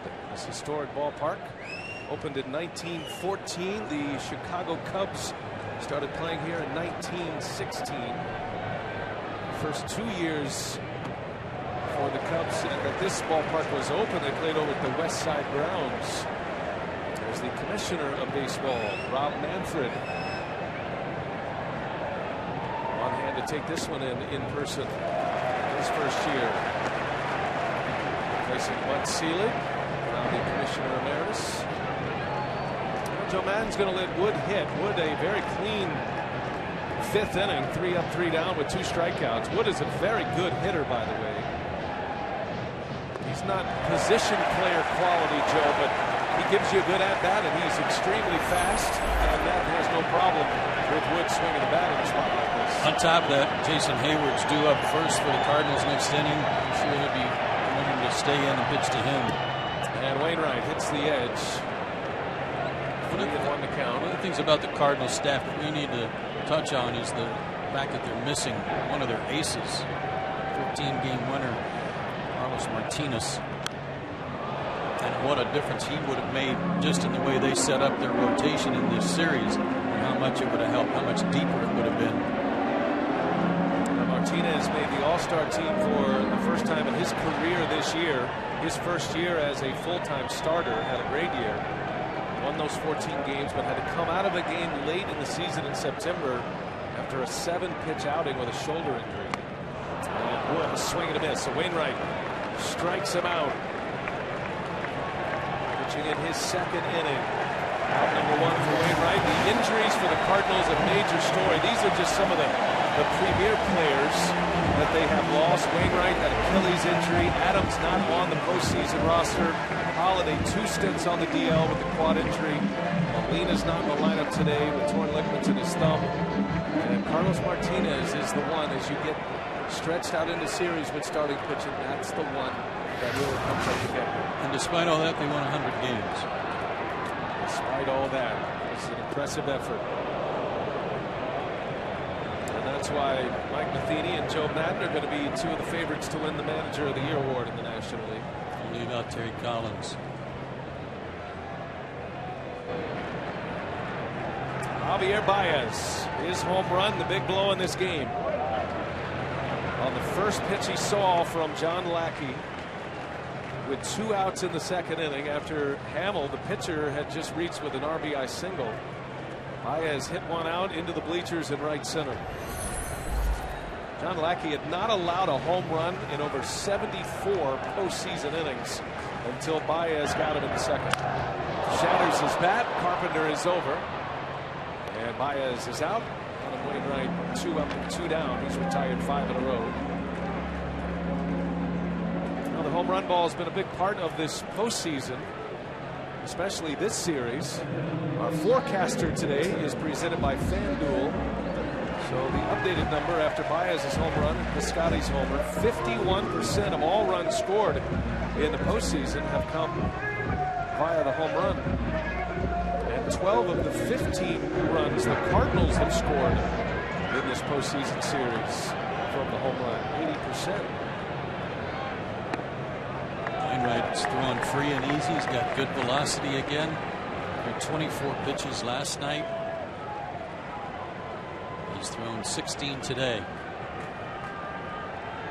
5 up, 5 down, 4 ground ball outs. As Fowler on a hop to Peralta. Well done on a short hop. And Fowler is retired.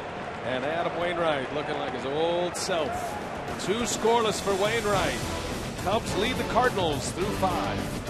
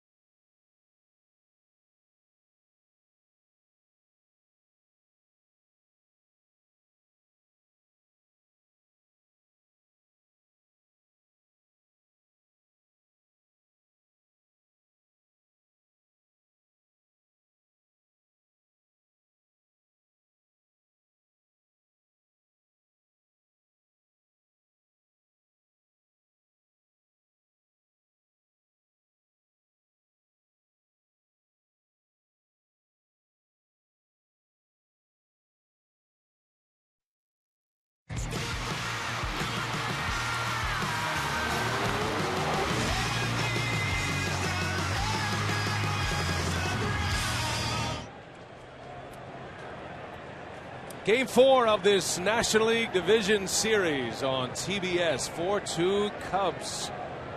Cardinals got 2 in the first, Cubs with 4 in the second inning. And the Cubs a chance to eliminate their longtime division rival Cardinals with a victory today. St. Louis needing a comeback here today to force a Game 5 and to wrestle the home field advantage back. Jason Hayward leads off for the Cardinals. And Hayward, little flare into shallow center field. That is going to fall, a base hit. So Wood comes back to face Hayward, and Hayward reaches. He has had a hit in each of the first 4 games in this postseason. On base for the 3rd time today, 2 walks and a single. And Joe Maddon is on his way to the mound for another pitching change. He made the pitch he wanted to make. He wanted to try to crowd Hayward, and Jason's so strong, he fought it off. Now the Cubs have gotten good work from their bullpen with Grimm and Wood, but now Hayward forces the hand of Joe Maddon. Cahill's coming in. We'll set him up after this.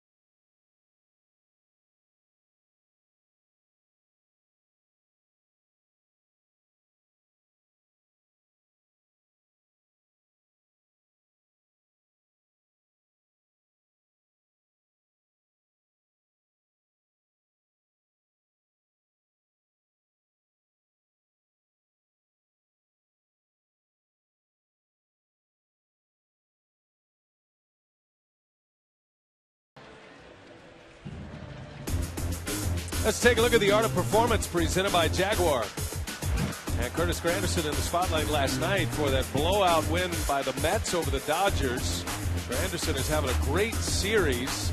Tied a Mets postseason record with 5 runs batted in. Had a bases loaded clearing double in the second inning yesterday. And don't forget, Game 4 Dodgers-Mets coming up next on TBS. Mets leading that series 2-1. They can eliminate the division champ from the West. Back it is Trevor Cahill, his 3rd appearance in the NLDS. Boy, he's made a name for himself coming over to the Cubs, doing a nice job, and then in the playoffs he has been special. Inning in 2/3, punched out 4 guys. He's just had velocity, ball sinking, little change-up curveball. He's the guy they want out there when they need a double play ball. And Johnny Peralta at the plate, waves and misses. A breaking ball from Cahill. He has had some bad swings off of him, too. Peralta grounded into 23 double plays this year. That was second to Yunel Escobar, who hit into 24.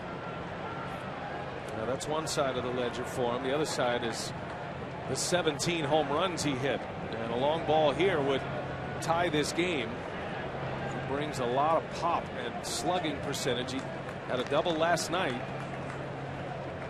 That's why in a game like this, anybody that reaches, when you bring the tying run to the plate, everything's on the line. You've got to make pitches. You're thinking sinker, ground ball, double play. We've seen 2 breaking balls so far. Hayward at first. Peralta takes a ball down and away. Works the count in his favor now, 2-1. Cubs starter Jason Hamill went 3+. Justin Grimm came on after an error to the first batter faced. He then struck out the next 3 hitters in the 4th inning to get out of the inning. The Cardinals stranding 2 and stranding a runner in scoring position. 2 on, nobody out. And that's a hot ground ball. That's through for a base hit. Peralta into center field. And the Cardinals coming back again. 2 on, nobody out in the 6th inning. As Johnny Peralta, with his 2nd hit of the postseason, on base for the 2nd time. Peralta finally got that sinker, and he was looking for it, and that at bat. He hit it right back up the middle. It almost looked like Cahill said, I'll just let this go by. He thought somebody might be playing him up the middle. But it was sharply hit, probably right by him. Well, it was smart hitting on Peralta's part to not try to pull the ball. If he tries to pull it, he might roll over the top of it. Now here is Randall Grichuk, a big power hitter for the Cardinals. He also runs well. He is a tough guy to double up. Been nursing an elbow injury, which has had him in and out of the lineup. But he's another one of the young Cardinals that had a great season filling in this season. From a role player to a starter for Grichuk as he fouls that one away. Well, Grichuk got a chance in game 2, and he launched one out back on Saturday. It was a no-doubter in the deep left field, flashing some of that big power.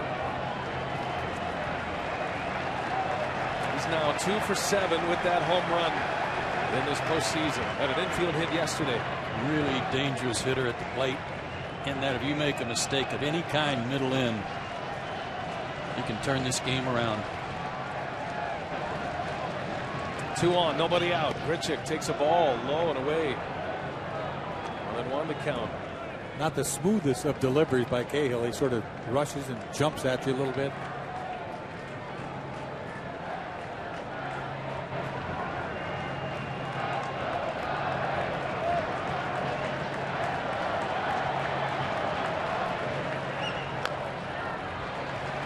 That'll push it to 1-2 now. Cardinals feel like Grichuk has 30 home run potential. He hit 17 this year, and he missed 2 months with an elbow injury. Yeah, I believe that. He's got a lot of pop. Big pitch coming for Cahill. Hayward at second with great speed. Peralta at first. Cahill misses away. Back to the fastball. He's throwing hard. That's the one thing about Trevor Cahill. As a reliever, his fastball is up maybe 3-4 miles an hour. You saw him yank that ball right there. He's trying to get more. You know, it's like I've never seen him throw this hard.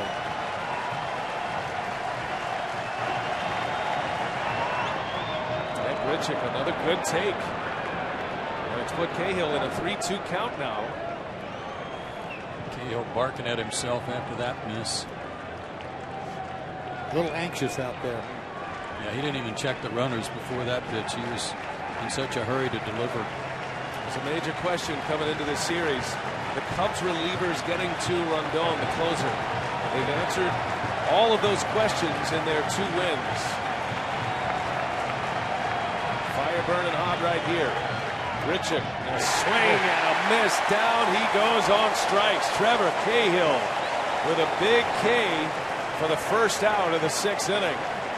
I think this is a sinker that just falls off the table. She goes straight down. See the two-seamer that's got big-time movement on it. Richard does him a favor, swings at the ball into a big pitch. Great movement and a great spot. Funny swing. I couldn't figure out what the pitch was. 1 away. Here's Colton Wong now with 2 on. And he's jumping on the first pitch. He missed it.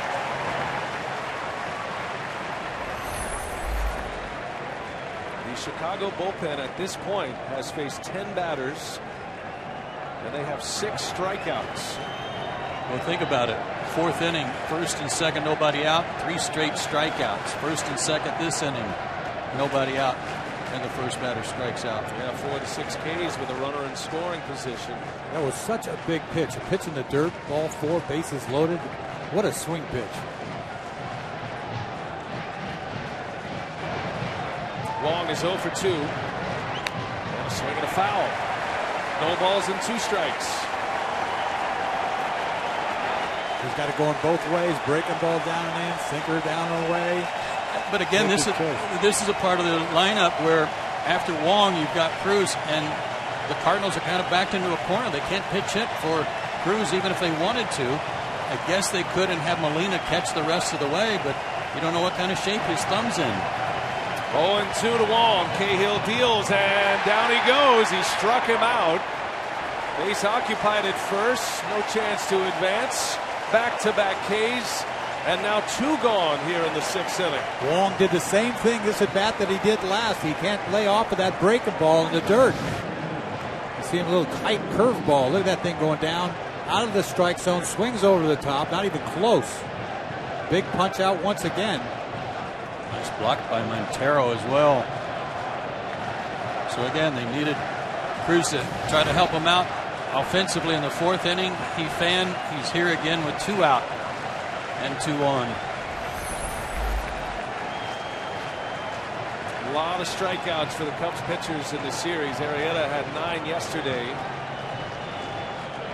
They led the league in that category. Tony Cruz. 2 on, 2 out. Well, what a big spot for Tony Cruz if he could deliver. Seems like so often in the postseason, it's those ancillary characters that come up with the big moments, the big hits. Yadier Molina unable to start today. Cruz is in there. He gets his chance in the postseason. He's been playing a lot down the stretch. He started 12 of the last 13 games for the Cardinals. A chopper foul.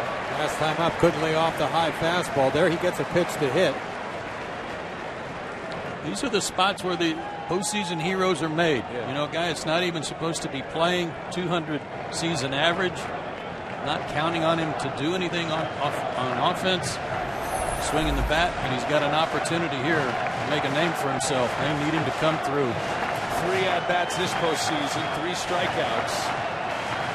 He was actually swinging the bat well leading into the postseason during that stretch when he was playing every day. And a strike in there up of the zone, and Cahill now has Cruz in a hole at a ball and 2 strikes. Yeah, it looks like that ball's right down the middle, ends up there, but the way his delivery, he kind of jumps at you and pulls it the other way, and it comes back.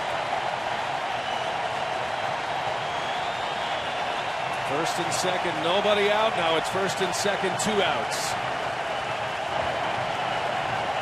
1 ball, 2 strikes on Cruz. And a shot, base hit down the right field line. Hayward around 3rd. He will score easily. Cruz on his way to 2nd base. It is an RBI double. Tony Cruz delivers. And the Cardinals are within a run.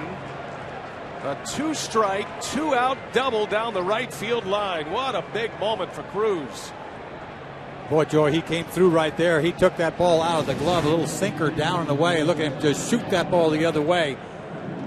Couldn't have put a better swing on it. Right down the line. It was hot going down there. And you see Soler has trouble with it, smashes into the wall. The 1-run scores. Cruz is into 2nd base. Yeah, you got to be happy for him. Tony Cruz, his first postseason hit this season. Gets his first start here today. And if the Cardinals come back to win this game, that is going to be the moment to reflect on. Hitting still alive for St. Louis. Brandon Moss has been announced as the pinch hitter. That's the visit for Chris Bosio to the mound. A little scouting report on Moss. Pretty much a dead pull hitter. Only uses usually the right half of the field. And he was swinging the bat real well at the end of the year. And they're going to shift on him. Not as much as they'd probably like to. 2nd and 3rd, a base hit could put the Cardinals ahead. And Moss fouls it away. Here's a situation, though, that, I mean, they're asking him or inviting him to bunt with 2 out. That's the tying run at 3rd base. It's amazing. He can push a bunt to 3rd base and beat it out and tie the game up. 3 infielders on the right side. And that's hammered into right field. A base hit. Soler up with it. coming in, Peralta. Cruz right behind him to throw to the plate. The tag out at home. Jorge Soler cuts down the runner at the plate. Tony Cruz is out. And the Cardinals want to take a look at this here. What a great throw from Soler. For now, the game is tied. First look, I think he's safe on this play. The ball comes up. Oh, he got him. He got him on the chest. That's going to be close, though. Looked like his lead foot was above the plate when the tag was applied. What a throw. Great throw. One hop. See, the foot's in the air. Right.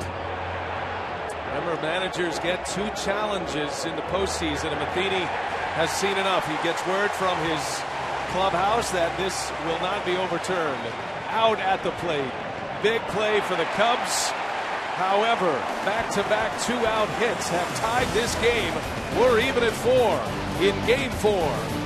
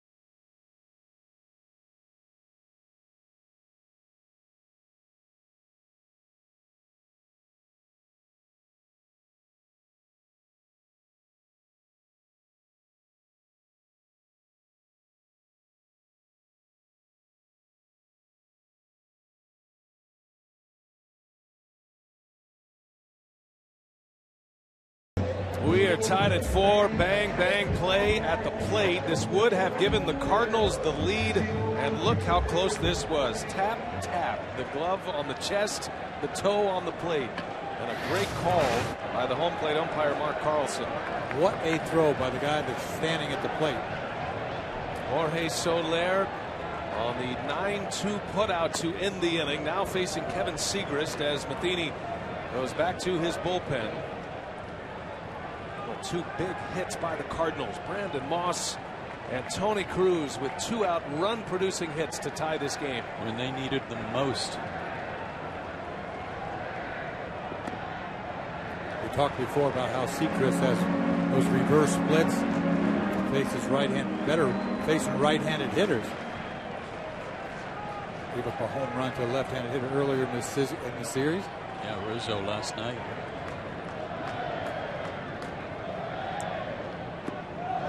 Adam Wainwright goes 2 scoreless for the Cardinals. He retired all 6 batters he faced. It was Soler who got Wainwright yesterday. Soler, one of the 6 Cubs to homer in last night's victory. and he's hit 2 in this series. Look out. Segras up and in. Soler backs out of there. 3-1 to count. Boy, that'll get your attention. Yes, it will. Not like anyone else got my attention. Man, that graphic up there was batting average. You don't see 800 very often.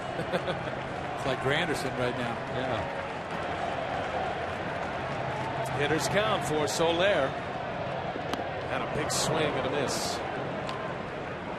Let it loose. Soler's first 9 plate appearances, he reached base. Set a Major League record of rookies. He was retired in his first at-bat today with a strikeout. Lackey punched him out in the first. Had a walk his last time up. I mean, what's the secret right here? You got Cruz telling him to shake. I mean, you're going to throw him a 3-2 fastball. Let's go. And the payoff pitch. Soler shatters his bat. Little flare out to second base. Wong's got it. 4 out, number 1. Segras sawing off Jorge Soler. One going here in the come half of the 6th. That play at the plate, as we watch here on StatCast, he got a good hop, charged the ball, and made a nice one-hop, accurate throw, and it had to be accurate. About 92.7 miles an hour off the flat ground for Soler. You know, they caught the grass. I thought it was going to slow it down just enough to make him be safe. That was perfect. Here's Chris Bryant now, 1 away. Bryant is 0 for 2, a strikeout, and he bounced into a double play as he fouls that one away. One of the issues for the Cardinals bullpen so far in this series has been shutdown innings, where they have scored and been unable to keep the Cubs from coming right back to score.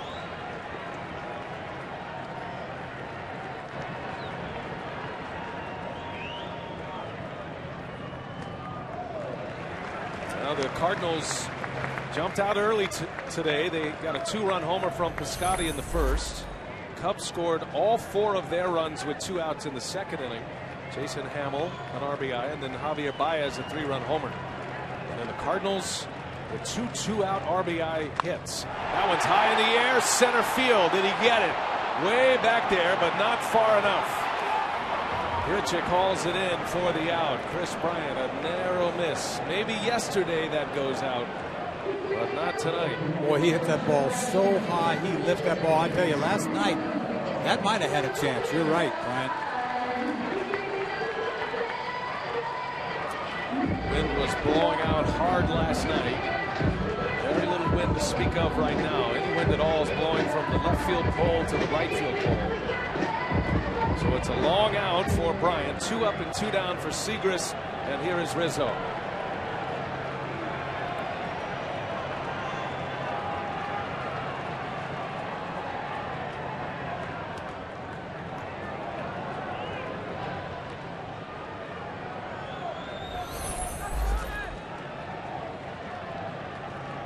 Rizzo faced Segras yesterday in the 5th inning. It was the first batter that Segras faced in yesterday's game 3.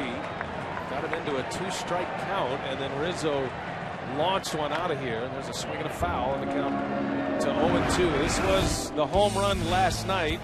Back-to-back homers, as it turned out, from Bryant and Rizzo. And there was no doubt about that one. Well, that was short and to the ball. Boom. Choked up on the back, probably like he's going to be right here. Came on a 2-strike pitch. Segras has him 0-2. And Rizzo deep into right field, way back. She's gone. Anthony Rizzo does it again. The Cubs take the lead.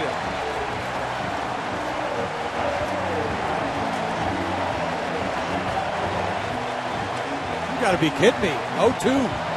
Again. It's unbelievable. 2 sliders down and away. It looked like Cruz was set up way outside, trying to, like a waste pitch, so they didn't make that mistake again. Look where they set up. Breaking ball. 3 breaking balls in a row, and the one that leaves it over the middle, and I tell you, he chokes up and hits the ball in the bleachers. That was a really bad miss on location when the catcher is set up a foot off the plate outside. It's amazing. Left-handed hitters give him problems. Yeah. What a moment for the Cubs and Anthony Rizzo. They take the lead once again. Here's Castro and a strike. The last 2 hits for the Chicago Cubs have produced all 5 of their runs. Javier Baez with a 3-run homer. Rizzo with a solo shot to give him the lead once again. 2 outs, 2 strikes. And Rizzo goes yard. Castro gets jammed. Bouncer out to Peralta. And that will retire the side. How about the Chicago Cubs? Anthony Rizzo, his 2nd homer in as many nights. And the Cubs have regained the lead at Wrigley.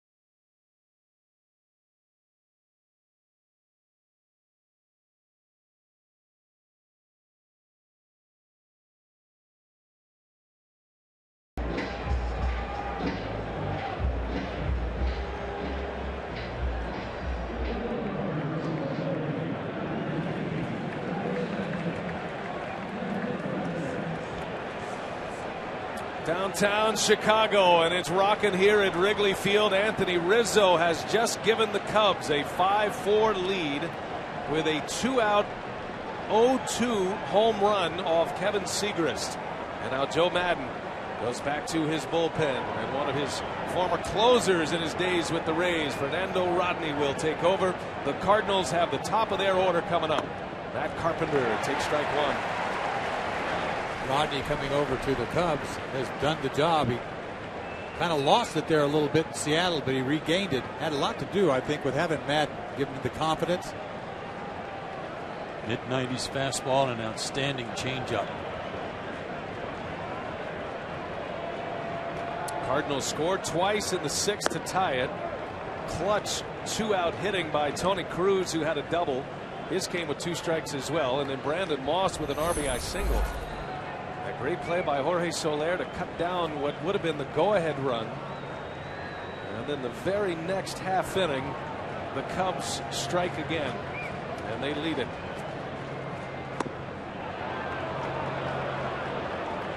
Talk about it, Joe. The shutdown innings that came out of your mouth, and the next thing you know, it didn't happen. Now this is exactly what the Cubs need to do right here. First appearance for Rodney in the series.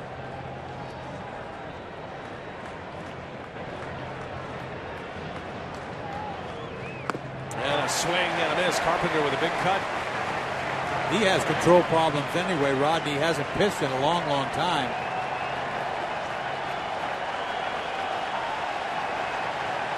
It was a late August trade that allowed the Cubs to acquire Rodney from the Mariners. They like the fact that he's closed games before. He once led the major leagues in saves, just last year, as a matter of fact, with the Mariners. And a little half swing foul.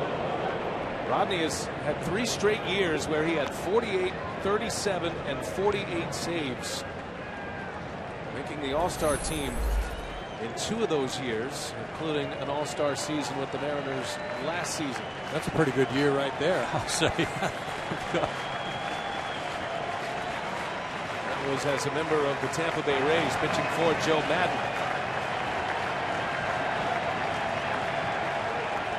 And a swing and a miss. There's that change.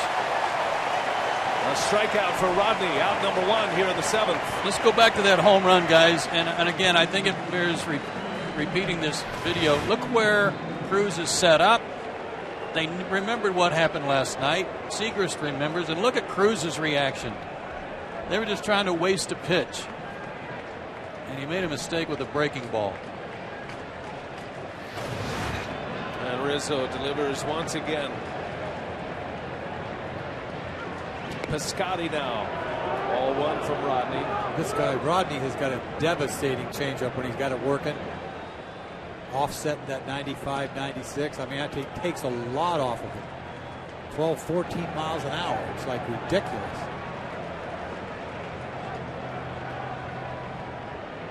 And he misses again.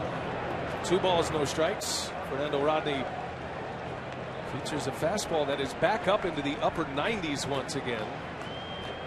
And a 2-pitch pitcher, as many late inning relievers are. Kind of like his left-handed cap, too. Helps him get lined up, right? Been 10 days since his last outing. And he didn't pitch much down the stretch for the Cubs. Why 2-0 changeup? I mean, I know it's a 1-run game, but he's confident in his changeup, but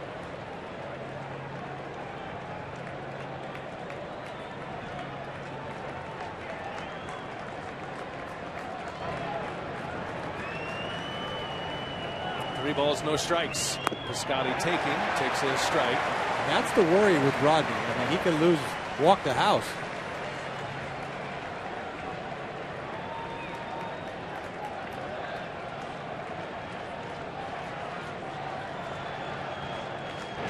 See what he has in mind here. 3-1. And he missed with a fastball. Piscotty is aboard. And the Cardinals put the tying run on with the muscle coming up. Matt Holliday will bat. And Piscotty reaches once again. Hit a 2-run homer in the first. Now he's on via the walk. And here is Holliday. And Chris Bosio on his way out. This might be a strategy discussion. Maybe the pitch sequence that he saw from Rodney. You got to get somebody hot just in case he can't find the plate, too. I mean, it was a short start by Jason Hamill, taken out in the 4th inning. So Madden started early with his relievers, Grimm and Wood and Cahill. The left-hander is Clayton Richard, and the right-hander is Pedro Strop, who pitched last night. Both of them pitched last night. Richard went just a third of an inning last night. Strop looked good last night. Sure did. Strop in an inning with 2 strikeouts. If you're Joe Madden, you're probably feeling like you're an inning behind with your relievers, meaning you had to go into your bullpen an inning early. And Rodney is the key to all of this in his first postseason appearance. For the Cubs anyway this year. Piscotty at first. Matt Holliday at the plate, and a check on Piscotty. It's Rodney. Just letting him know he's thinking about him. I'll tell you what, it used to be a high wire act. A lot of those saves by Rodney. He's not going to get a chance for that. If he messes up, he's gone. And Holliday, chopper on the ground. That is just foul. And I mean barely foul. Called by the home plate umpire. Holliday didn't even get out of the box. That ball was close to being fair. Just missed the bag. I mean, that's like inches. Yeah, you can see Brian, he wanted to try to field that with Holliday not running, but a good call. Anything in front of the base is the home plate umpire's call. And Carlson was all over it. Wow, what a pick by Montero.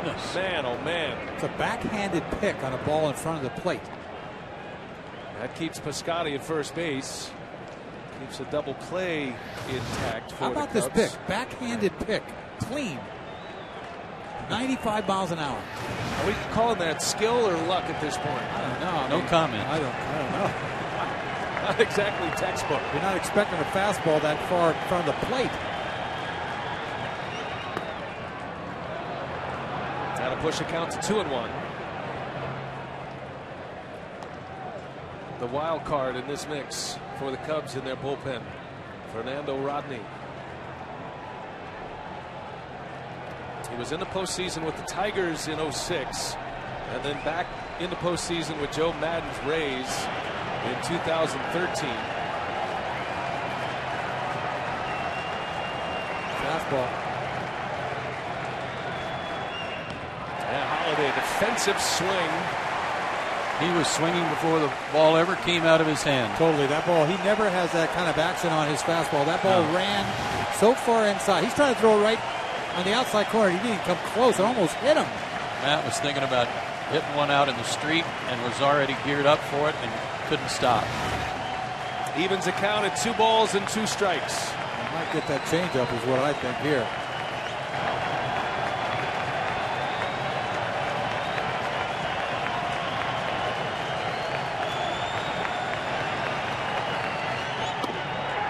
There he goes, and he missed with it. Rodney is charged up. That fastball coming in 95, 96 miles an hour. Every team's got a guy in the bullpen that's considered a bridge, getting to the guys that are at the end of the bullpen that close out games for you. Today they had to go to the bullpen so early. Typically this would not be, as you said, Brian, a Rodney spot to bridge that spot, but here he is. Big pitch coming. And Holliday in the air, reaches out for one. Fly ball playable for Schwarber. The second out, back to first goes Piscotty. Took something off that one. I mean, that's gutsy right there, isn't it? 3-2 changeup. It's incredible that he even made contact. You think about it, after 95 miles an hour. And Joe Madden is on his way out. Pitching change coming. Fernando Rodney gets 2 outs. Leaves a runner at first, his responsibility. That is the tying run, and Joe Madden back into that bullpen as Rodney exits stage right. Wow.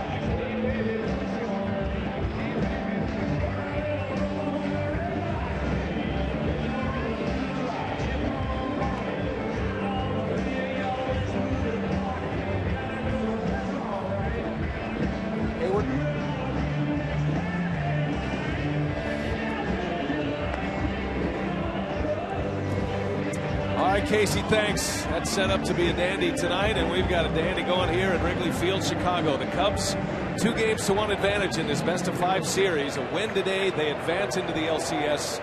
Cardinals are trying to get this one back to St. Louis on Thursday. Clayton Richard may be out there for just one hitter, Joe. Jason Hayward will bat for St. Louis. Yeah, and Hayward just 1 for 11 against him in his career. Jason splits against left-handed pitching this year, much improved over his career numbers. Cardinals with 2 outs in the 7th inning, tying run at first base, and a strike in there from Richard. Boy, that is nasty coming from the side right there. Ball might even cut a little bit. And his breaking ball from there now is a big sweeper. Strike 2.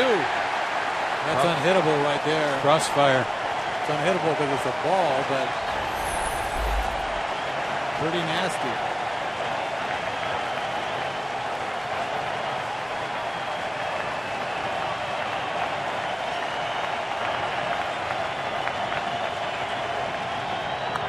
Little jam shot, foul territory. Bryant is out of room, and that one's into the seats. That was very nearly a big mistake. They were trying to go out a little bit farther to see if he would chase, and Richard made a mistake, got too much of the plate. I thought Bryant was going to dive into the stands almost, I'm telling you. And started using Clayton Richard a lot more in the last month of the season in late innings. 2-strike pitch. Hayward takes a ball down and away. 1 ball, 2 strikes. Jason Hayward on base all 3 times today. 2 walks and a single. He scored a run in the 6th inning.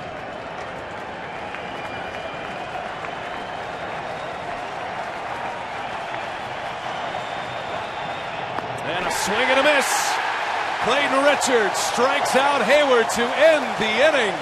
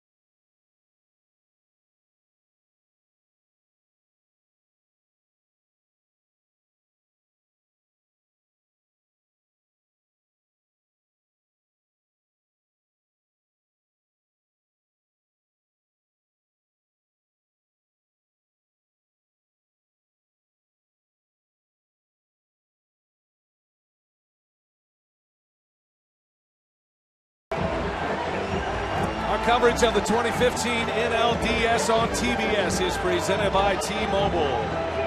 Jim Belushi, one of the many celebrities. The Cubs fans are coming out, cheering on their team. They feel like this is the team that could erase a lot of history. Cubs have a lead. It is 5-4. Kyle Schwarber will lead off for the Cubs. Kevin Segrist on the mound for St. Louis again.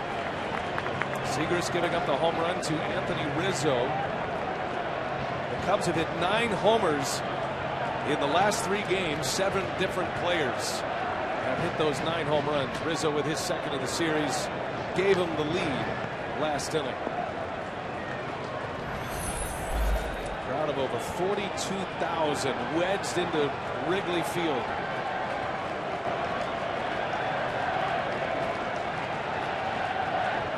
And Schwarber sends one high and deep, way back, and this ball is long gone. Mercy. What in the world? Over the scoreboard, on to Sheffield it goes. Schwarber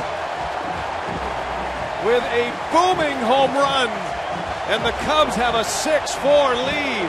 Whoa! What a statement. That ball was absolutely crushed. It wasn't just high, it was far. Fastball in, and he turns, and I mean to tell you, look where this ball lands. In Pittsburgh, it went into the river, didn't it? This one goes over the Budweiser sign, didn't it? It did. My goodness. Montero now, and he takes a strike. Boy, the home runs are just flying out of Wrigley Field the last couple of games. And this Cubs power-packed offense is delivering in the clutch. Rizzo put him ahead. Schwarber adds to the lead. Now Montero. And a strike in there. Give Joe Madden a tip of the cap on that one, too. He knows about these splits for Segrist. He left Schwarber in there to hit against him instead of using DeNorfia or someone else to pinch hit. That ball was crushed. I don't know if StatCast even got a measurement out there in the street or against the buildings. I hope so. Just to see how far that one went. Absolutely. First Cubs rookie with 3 home runs in a postseason, Kyle Schwarber. They're battling for it, all those rookies with the home runs in this series. And the 1-2. Montero, a high fly ball to right. That's hooked and it's going to end up foul. And the count will remain a ball and 2 strikes. Cubs hit 6 yesterday. 6 different players homered. They've hit 3 here today. Baez, a 3-run shot of the second. Rizzo and Schwarber with solo homers. So the 9 homers is a new record for home runs in back-to-back games in the postseason. That's a major league record. And a swing and a miss. Segrist strikes out Montero. Back to the Schwarber homer. This is one of the longest home runs I've ever seen hit by a left-handed hitter. Off a left-hand pitcher to boot. John Cusack with the rally hat on. And that Cubs bench just erupting, all smiles. Look, I mean, they're like shocked. Yeah, they are. How many curtain calls have we seen already in this series by both teams? He deserves that one. Tommy La Stella is going to pinch hit for the Cubs.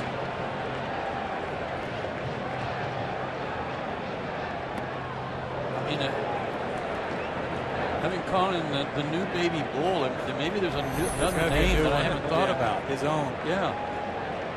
See, here's Madden again, using a left-handed pinch hitter against a left-handed pitcher who has trouble with left-handed hitters. Yeah, explain the reverse splits that you're talking about, Joe. That was something that Madden's been talking about throughout this series, and the fact that Segrist has dominated right-handed batters. It's conventional not to have a lefty-lefty matchup, but Joe Madden going against that book.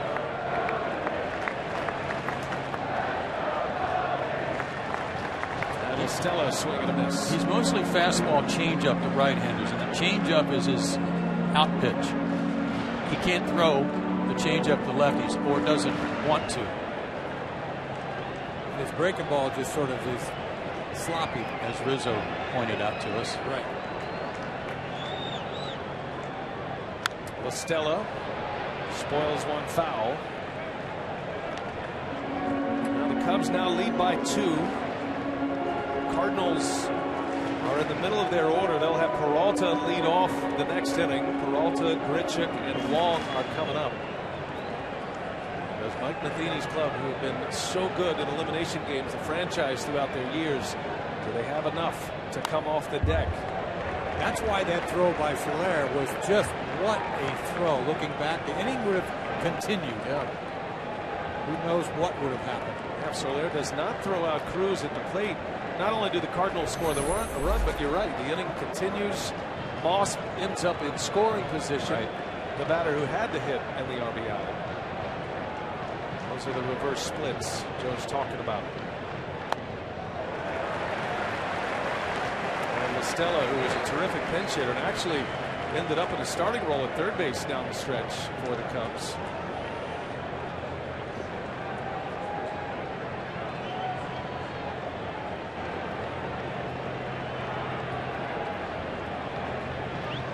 First at bat in the series for LaStella. And the 2-2, a swing and a miss. Down he goes on strikes. Back-to-back Ks for Segrist. Some of the StatCast information on the Schwarber home run. It's powered by Amazon, and they're calling it 418.9 feet. I don't know. How about the exit velocity? 112.5. 112. I'm gonna, with all due respect to our friends at StatCast, that one went farther than 419. I agree with you, Joe. Out on to Sheffield it goes. So Segrist is out. Back-to-back Ks, 2 outs in the inning, and the Cardinals will bring on big Jonathan Broxton. 6-4 Cubs.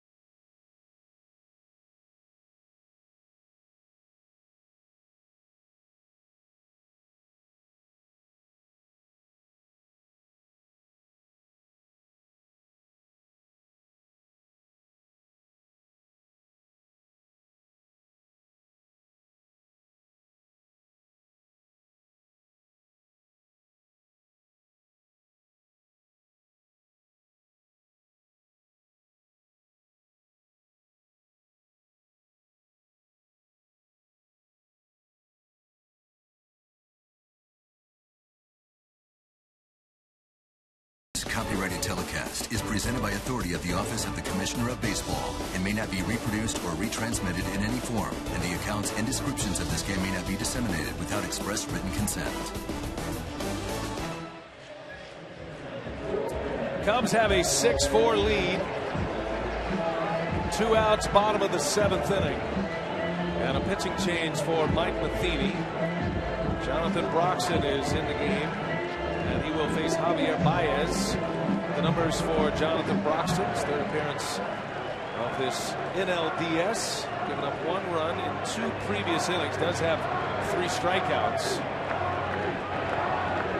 Gave up a home run.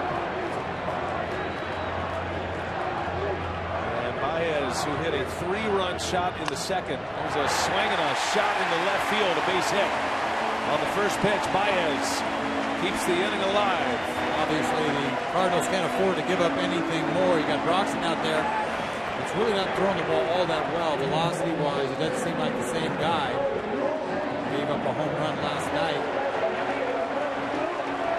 all Baez has done since he came in to play for Addison Russell last night. He went 2 for 2 last night. He's 2 for 3 today with a single and a 3-run homer. Not bad. And that home run in the second inning, that was a difference maker. Cardinals did manage to tie it up with 2 in the 6th, but the Cubs have had solo homers from Rizzo and Schwarber in each of the last 2 innings. As Fowler takes a ball.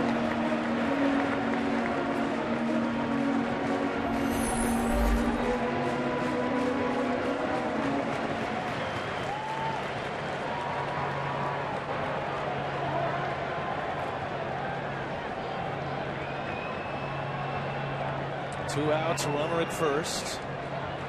And a check on Baez. It's good speed. Fowler homered off Broxton last night. That capped off the 6 home run game for the Cubs last night.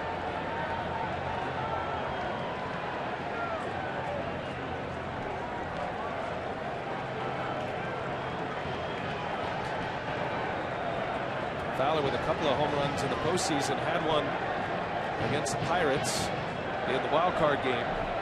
He's 0 for 3 here tonight. And a swing and a miss, snap throw to first, and close play, but Baez is back. Like Baez wanted to run there. He started, but he stopped. Broxton takes a long time to deliver that little leg kick. Guy that you could run on if you can run, and Baez got decent speed. You better get a good jump. We've already seen how well Cruz throws. A terrific throw he made last night to get Jackson. Pretty good lead.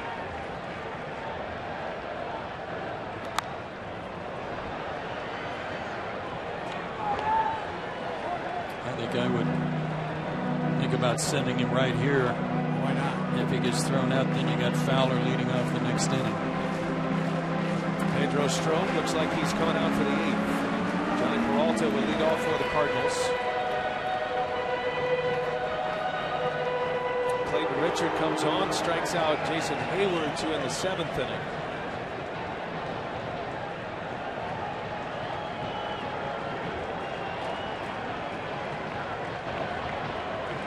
One ball, 2 strikes on Fowler.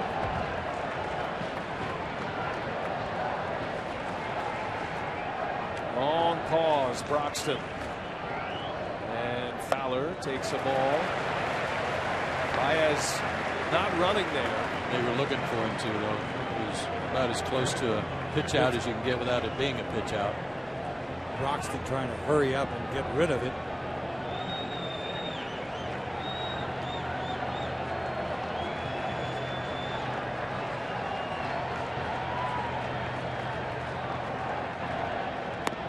That's ball 3. You see how long, see how long he took to deliver that ball? Well, Baez will be on the move now. 3-2 count. 2 outs in the inning. And Cubs fans are hungry for more.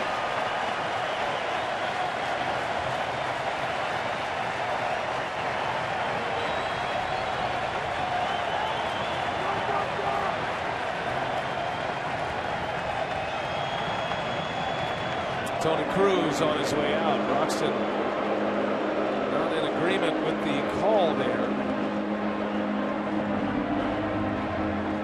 Just a reminder, official caps, hoodies, jackets, and more you can celebrate with your favorite team at the MLB.com shop.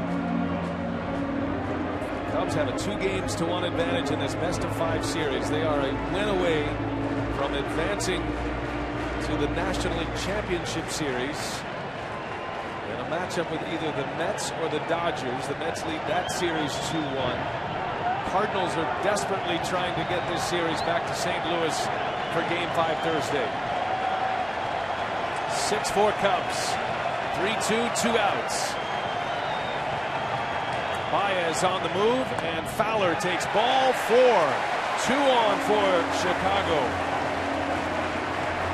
What took so long for that to happen is beyond me. You know, to come out to the mound on a 3-2 pitch and then you throw a fastball for ball 4.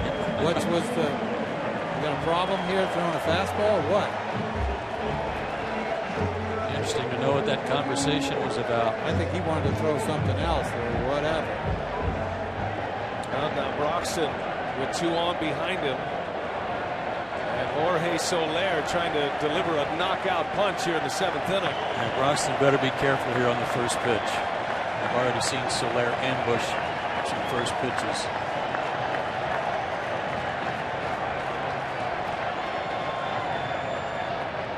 And he swings, and it's in the air, slicing into foul territory. Piscotty is there, and the inning is over. The home run ball is defining this postseason, and especially for the Chicago Cubs. 15 of the 20 Cubs runs via the homer. 3 here today. Baez, Rizzo, and Schwarber. 6-4 Chicago.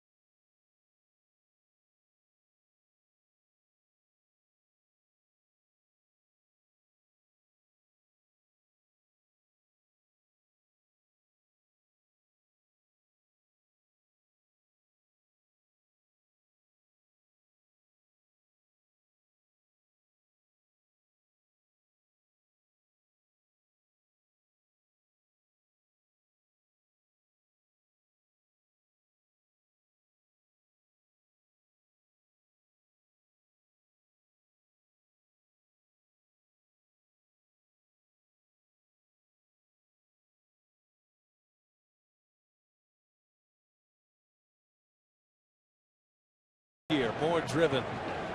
Beautiful night, sun setting here in Chicago. And the Cubs and the Cardinals coming right down to the end here of Game 4. Pedro Strop in to face Johnny Peralta. Strike 1 to get the count started. Strop, the Cubs setup man here tonight. Trying to get it to Rondon in a save situation. The Cardinals are down a pair. And Peralta fouls it back. Joe, some defensive changes for Chicago to tighten up their defense. Yeah, 3 excellent outfielders out there now. Northia goes into left. You already have Fowler in center, and Austin Jackson, the center fielder himself, is in right. See Pedro Strop out there, his 3rd appearance in this series. And a called strike 3. A strikeout for Strop as Peralta watches one go by. 1 gone in the Cardinal 8th. Time for a game break. We check in with Casey Stern in Atlanta.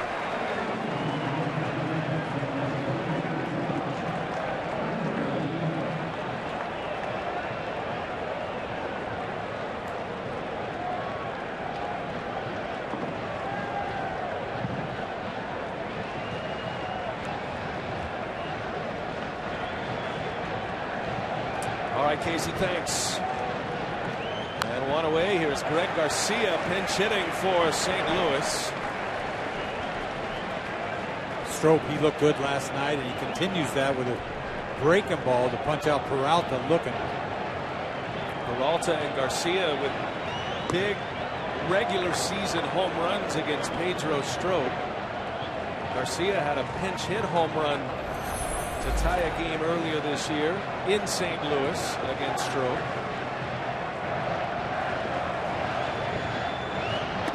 And a strike. 94-mile-an-hour fastball. 1 ball, 2 strikes to count on Garcia. Used that breaking ball on the right-handed hitter. Let's see if he tries maybe a backdoor version against the lefty.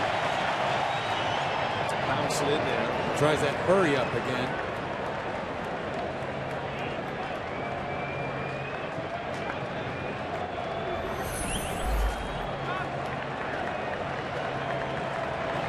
Saw the quick pitch. He didn't throw the fastball quite as hard. The hurry up fastball only went 90. There it is again. 2 and a cold strike. Strop strikes out Greg Garcia. That's like a quick pitch slider. He did it back to back, the fastball, then the slider on the corner. That's Chevy Chuckmont. Time to make a strong decision, like choosing a Chevy Silverado. Chevrolet proud to be the official vehicle of Major League Baseball. 2 outs, back-to-back Ks, big ones for Strop. Now Colton Long. He's 0 for 3. Long swings and rips one. Right field foul, hooking into the seats. Boy, he likes the first pitch too. He's looking first pitch fastball. He's been getting hooks thrown at him all night long. Power game on display. The home runs for the Cubs, the strikeouts. Cubs are 4 outs away. Cardinals desperate for a base runner with 2 outs here in the 8th. And Long on the ground, right to Rizzo. Nice easy hop for him. And there is the 8th inning for St. Louis. Pedro Strop, 3 up, 3 down, 2 strikeouts. 6-4 Chicago. Bottom of the 8th coming from Wrigley.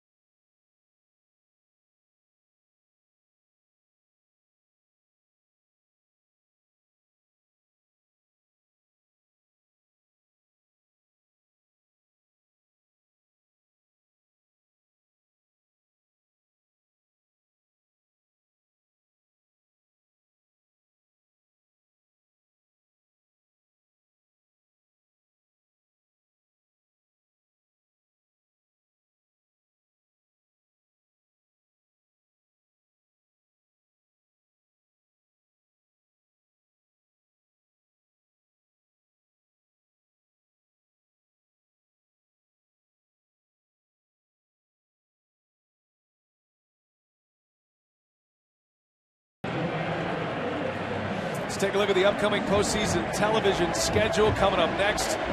It is Game 4, Dodgers-Mets, and it is an elimination game for the Dodgers. Tomorrow, the American League back at it for Game 5s on FS1. Blue Jays hosting the Rangers, Royals host the Astros, and then we have, if necessary, games coming up on Thursday back here on TBS.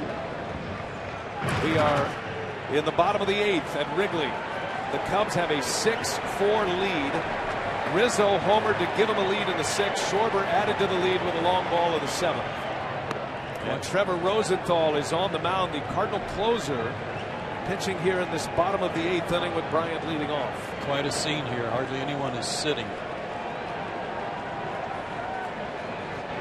Feeney wants to make sure Rosenthal, and the series does not end with Rosenthal in the bullpen. He'll try to hold serve and give the Cardinals a chance in the 9th inning. Cardinals have made a couple of changes. They got Mark Reynolds over at first base.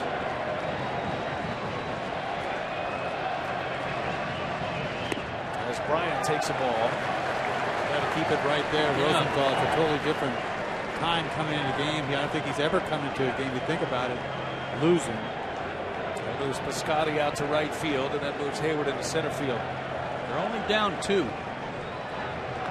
And Bryant hammers one into right center field. And that ball is going to be one hopped into the ivy. Bryant on his way to second and thinking about third. He's on his way. The throw comes in late. A wild throw.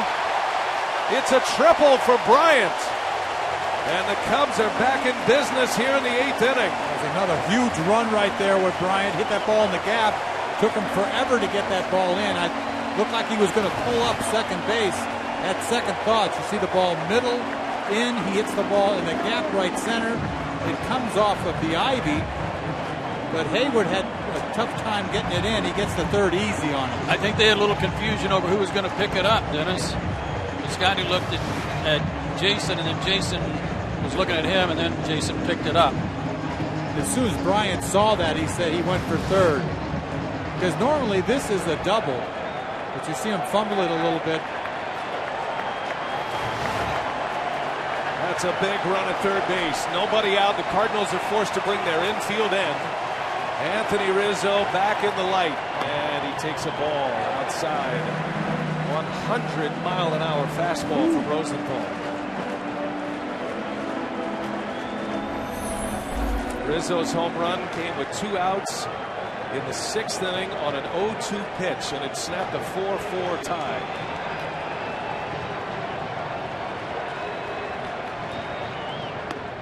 Strike. 1-1 on Rizzo. Rosenthal's got a great changeup to go along with that almost 100-mile-an-hour gas.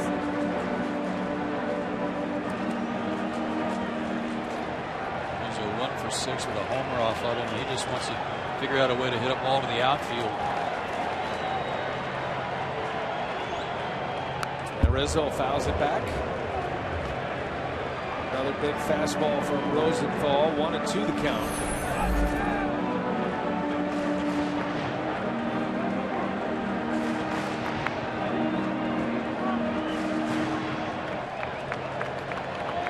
I don't think he's going to get cute right here. He's just going to air it out. The 1-2 and a swing and a miss. He struck him out. Rosenthal back to the fastball. It's all Dennis. It's not that tough when you throw 100 to make a decision. You know what I mean? You just throw something up out of the strike zone. He's got no chance. That ball's in the glove. Power on power, and Rosenthal wins that battle. 1 gone in the inning. Here is Starlin Castro. Press box is shaking. It is.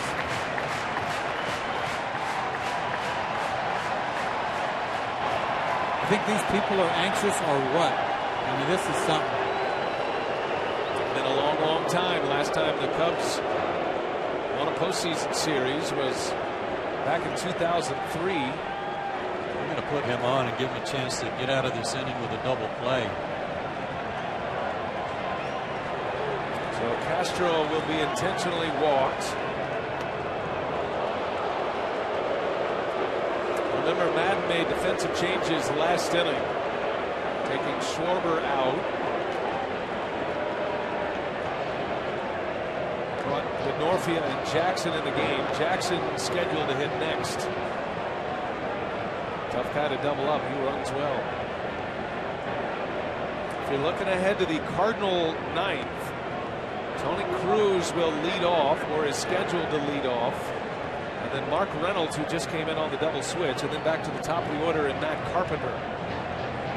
So the Cardinals are going to bring some pop to the plate, and they're going to have the part of their order eventually, if they get men on base, that can do damage. Don't forget about the 2 safety squeezes that Joe Madden employed in Game 2. Good call. I think it's hard to bunt this 100-mile-an-hour cheese, though. It's hard to do anything with it.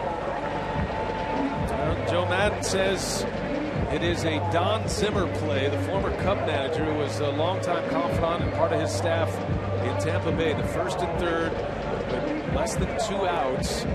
The bunt is such a great play for him. Puts the defense on alert. And if it's a good bunt, it can allow a run to score, and it can advance a runner. Jackson very fast. He was a big part of that 5-run second inning in Game 2 with a stolen base. Interesting. They put the runner on at first, but they've still got the infield in. Middle infielders in on the grass too. Maybe just the talent of Castro for that intentional walk. And Jackson takes the ball. Sort of give you second base, aren't they? I mean, looks like it. Carpenter deeped over to third base and tried to get Bryant to take a short lead. They're aware that they might bunt. Bryant has very good speed. It won't take much to get him in the outfield. Medium depth is all you need. And there goes the runner. He stops. Castro broke, then stopped. And the pitch is outside 2-0. A little fake safety squeeze. Cardinals have good arms in the outfield, in center field, and right field. Strong and accurate, both Hayward and Piscotty. You see how far up Reynolds is. I mean, he's way up.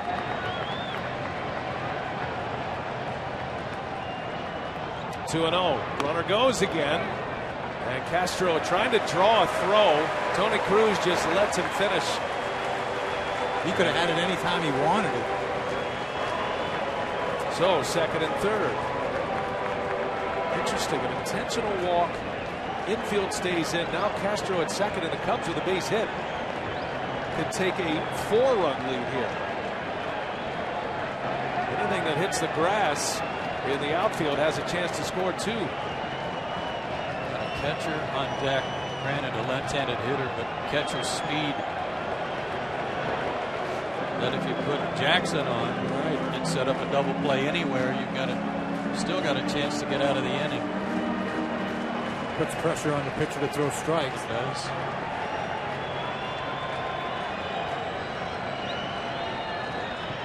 Rosenthal deals, and the bunt is on. Back to the mound. Rosenthal to the plate. The tag out at the plate. Rosenthal, calm and cool, makes a little backhand shovel to Cruz. And the Cardinals cut down a potential run at the plate. Nicely done, but just bunted a little bit too hard right back to the pitcher. He has enough time to shovel it.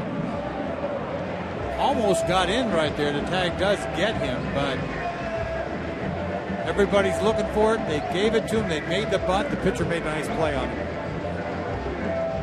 Had plenty of room to slide. Had the alley there to hit to the plate. Perfect execution defensively by the Cardinals. Second out in the inning. Still first and third now. And 2 away for Montero, who is hitless.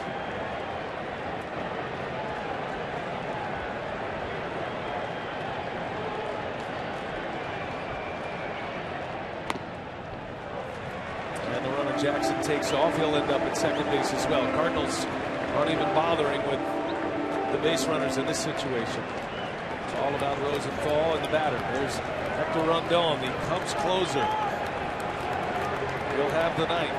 Boy, he's feeling it right now, I'll tell you what. Chance to send his team to the league championship series. Cubs are 3 outs away. Is that kind of torturous, Dennis, to stand down there waiting for the inning to end? Totally. It's like you'd love to have another run, but I can't wait to get in there.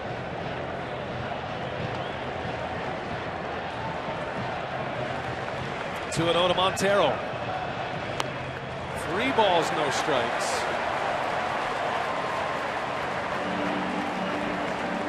Rosenthal sticking with that high fastball. Montero able to lay off him. That's all we've seen is gas. Yeah. Green light here. You better expect him to be swinging.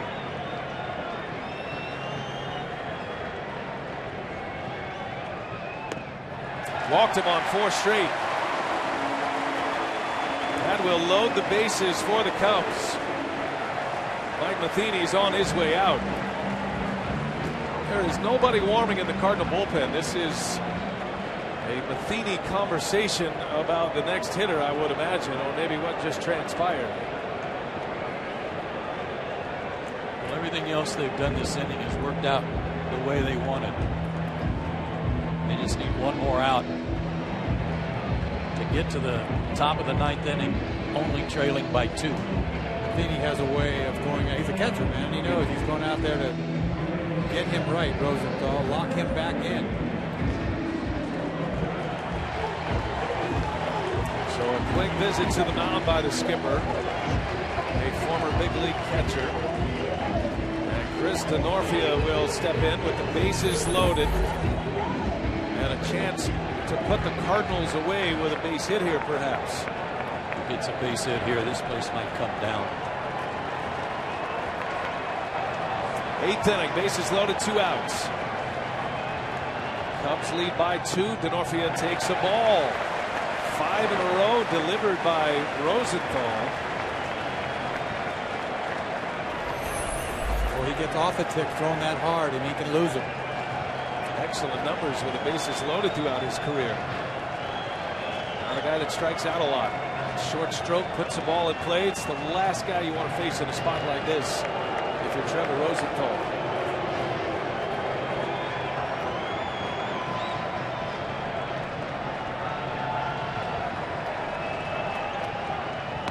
There's a strike.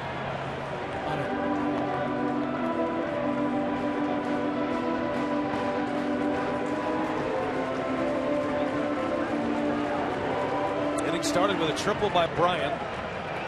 He was cut down at the plate on that backhanded toss by Rosenthal on an attempted squeeze bunt. He missed. 2 balls and a strike.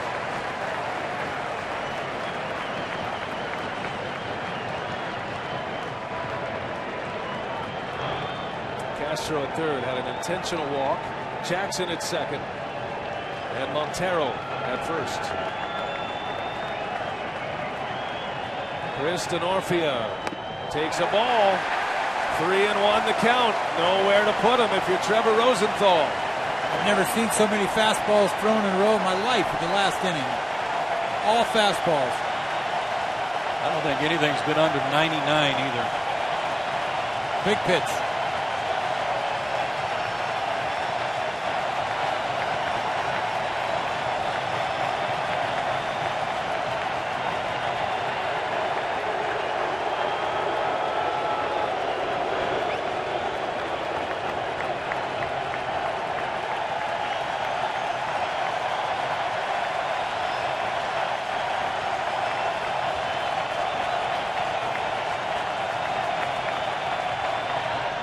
On the ground, the short.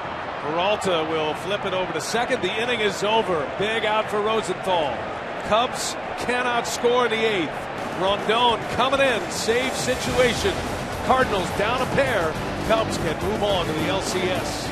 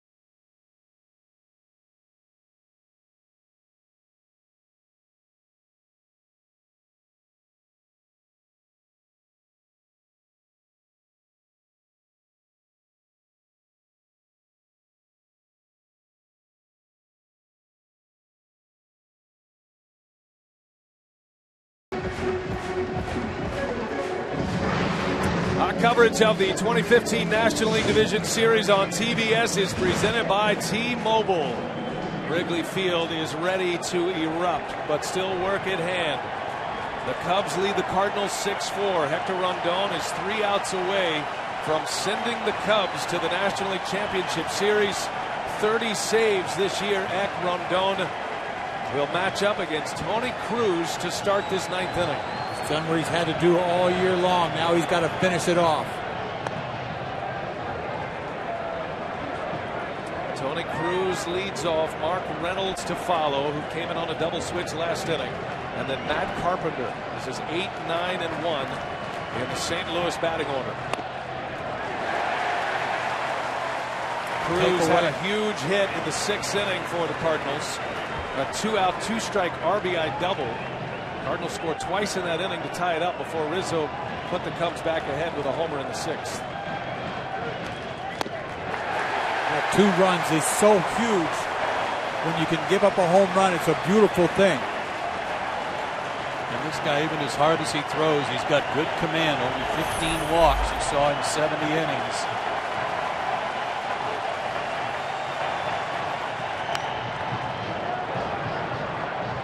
Cardinals won 100 games this year, the best record in the major leagues, the only team to win 100. But it is interesting that no 100-plus game winning team has won the World Series since the '86 Mets. It's not a guarantee that you move all the way through. And the Cubs are on the doorstep of elimination here in Game 4. Those are National League numbers there. There have been 15 teams who have won 100 or more games in the National League since that time, since the '86 Mets, including this year's Cardinals team. Good hack there by Cruz. He's on that fastball. Cubs won 97. They finished 3rd.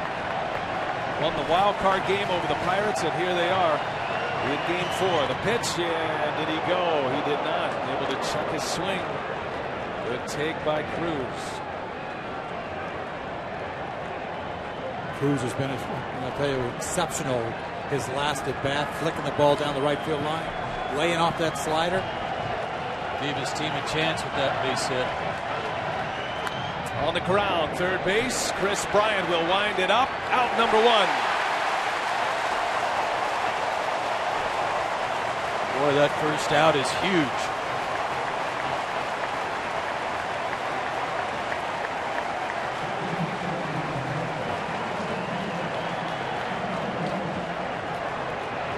This crowd wants to get so excited, but it's like it's almost nervous to get excited. They're Cubs fans. Yes, it's like wait. Here's Mark Reynolds. Cubs fans have never seen this team clinch a series in the postseason at Wrigley Field. It's never happened.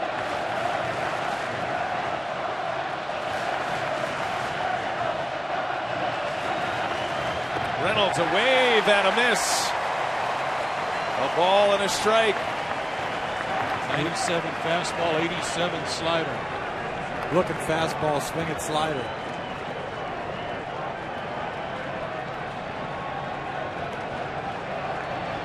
Hector Rondon. Got Reynolds 1-1. Got a foul out of play. 1 ball, 2 strikes.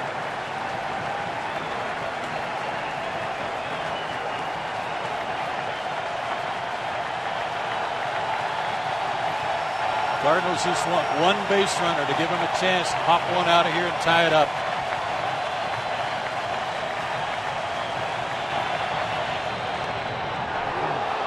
Didn't miss by much. Pitch tracks had it in the zone. Reynolds takes a ball, 2-2 the count. There's pressure on these umpires as well. That is a pitcher's pitch. You got to have that thing. 2-2 the count. And Reynolds, a swing and a miss. 2 outs.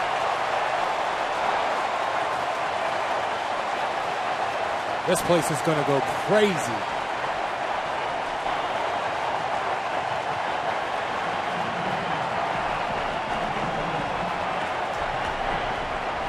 The Cardinals As an offense, 13 strikeouts last night, 14 here tonight.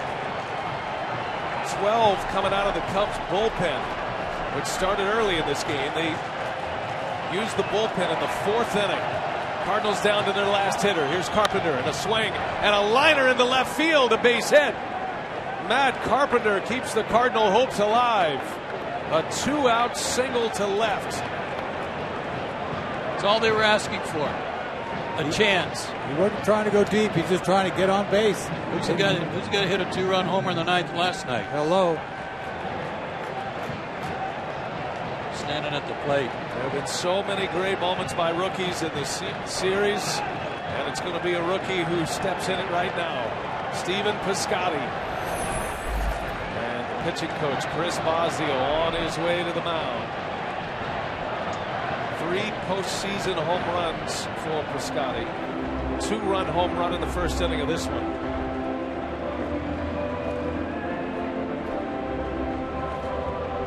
You want to slow it down a little bit right here. You don't want to get too anxious and make a pitch before you think about it. Piscotty homered off Rondon last night, Joe. Fastball up and out over the plate. Took it the other way. No doubter. That was with 2 outs in the 9th inning. What a moment here. Cardinals season coming down to this.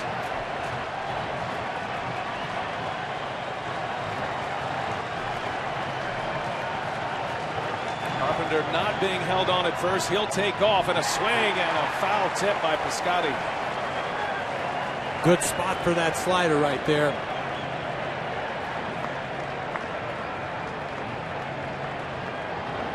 Rondon emerged as the Cubs closer last season. 29 saves last year. Saved 30 this year.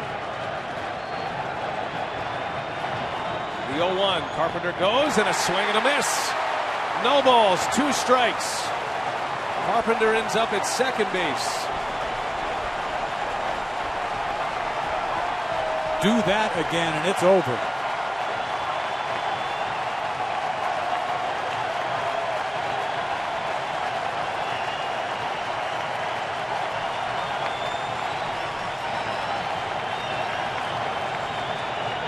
He got him!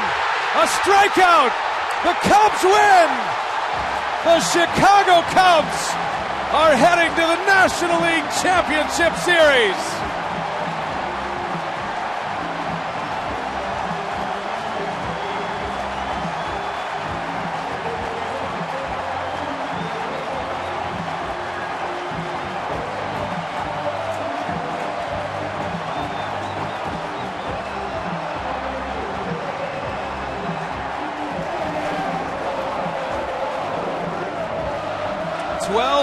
Since their last series win in the postseason. Now the St. Louis Cardinals, the team with the best record in the major leagues, a division series exit. Unable to overcome all of the injuries. And the Chicago Cubs bang their way into the LCS. 10 home runs in this series. 7 relief pitchers tonight.